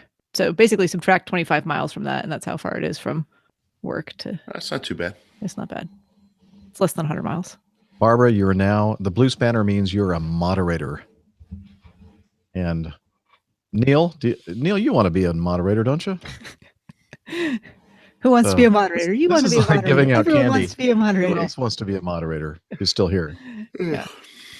I want a nap. That's what I want. I was you just about to put him in timeout. Oh, sorry. No, it doesn't matter. I can remove him as a moderator if you want. No. You can make him a moderator. Everyone can be a moderator. As I said, in our mind, everybody's a moderator. Armando. Barber isn't a moderator. Philip Davis isn't a moderator. I made them moderators. Oh, okay. All right. That must have recently happened then. Well, Tanya must have said something really nasty because she retracted her. Ken Hayes, do you want to be a moderator? Boom. Well, damn. I'm trying to kick someone and I can't because you keep making them moderators. I've never kicked someone. I just wanted to see what it was like. Okay, well, Matt. Well, you want to? I don't want you to kick Matt. Me. Why can I kick Matt? Well, because Matt's a nice guy, and he's a moderator now. I could just put him in timeout. No, you're too late, too slow. Oh, damn. Let's see. cannot moderate another moderator. You've been moderated. Oh, damn. Yeah. Oh, Fred Fly. Fred Fly? Fred Fly. Fred. It's Fred. Oh, Fred. Who is Fred Fly 3D? Is that what this is? Ouch. I think that's FRED. Father. Oh, I see. The 3 is like an E. Yeah, I would guess. It's just Fred. Fred So who's Fly. Fred? Is this Fred Sampson? Yeah. Oh. Oh, and then Neville deleted him. Oh, now I can make him a moderator though, because he's been timed out for 300 seconds. Timed out Fred. 300 seconds. I'm poor Fred. It's a long time. No, I think you Not should enough. moderate Nev, and we can kick him. I need to. Yeah, I need to find Nev and demote him. Unmoderate him. Yeah. Where is he? Did you get Armando and He's Nico? just popped up from the bottom. I think going ha. I thought Armando Carian. Let me see. Armando. Boom. Yeah. Armando. Is this the Armando from UK? Okay, cool. You are now, sir, moderator. Jeff, how much have you had to drink? Not enough. Not anything. We're drinking coffee. Coffee and actually chai tea latte. Oh, my Verismo. You should move to Midtown there, then, Jeff. Why? I don't know. That sounds like something you drink in Midtown. I drink it up here in Roswell. Oh, okay. Keeping it classy. What am I going to do my next plane tail on? Actually, it's a my favorite, Steph. I know you can't do it because of the coffee thing, but is a dirty chai tea latte. Yeah, added like a shot of espresso to it. Yeah. Yeah. A shot or two. Is I'm Fred familiar. allowed back yet? No, I don't think it's been 5 minutes yet, Jen. Nev, you're a bad boy. Yeah, we knew it. Neville Bounds is no longer a moderator for your channel. Now, Nick, you can practice your kicking skills. Who can get it? Nev first. Neville Bounds went to bed.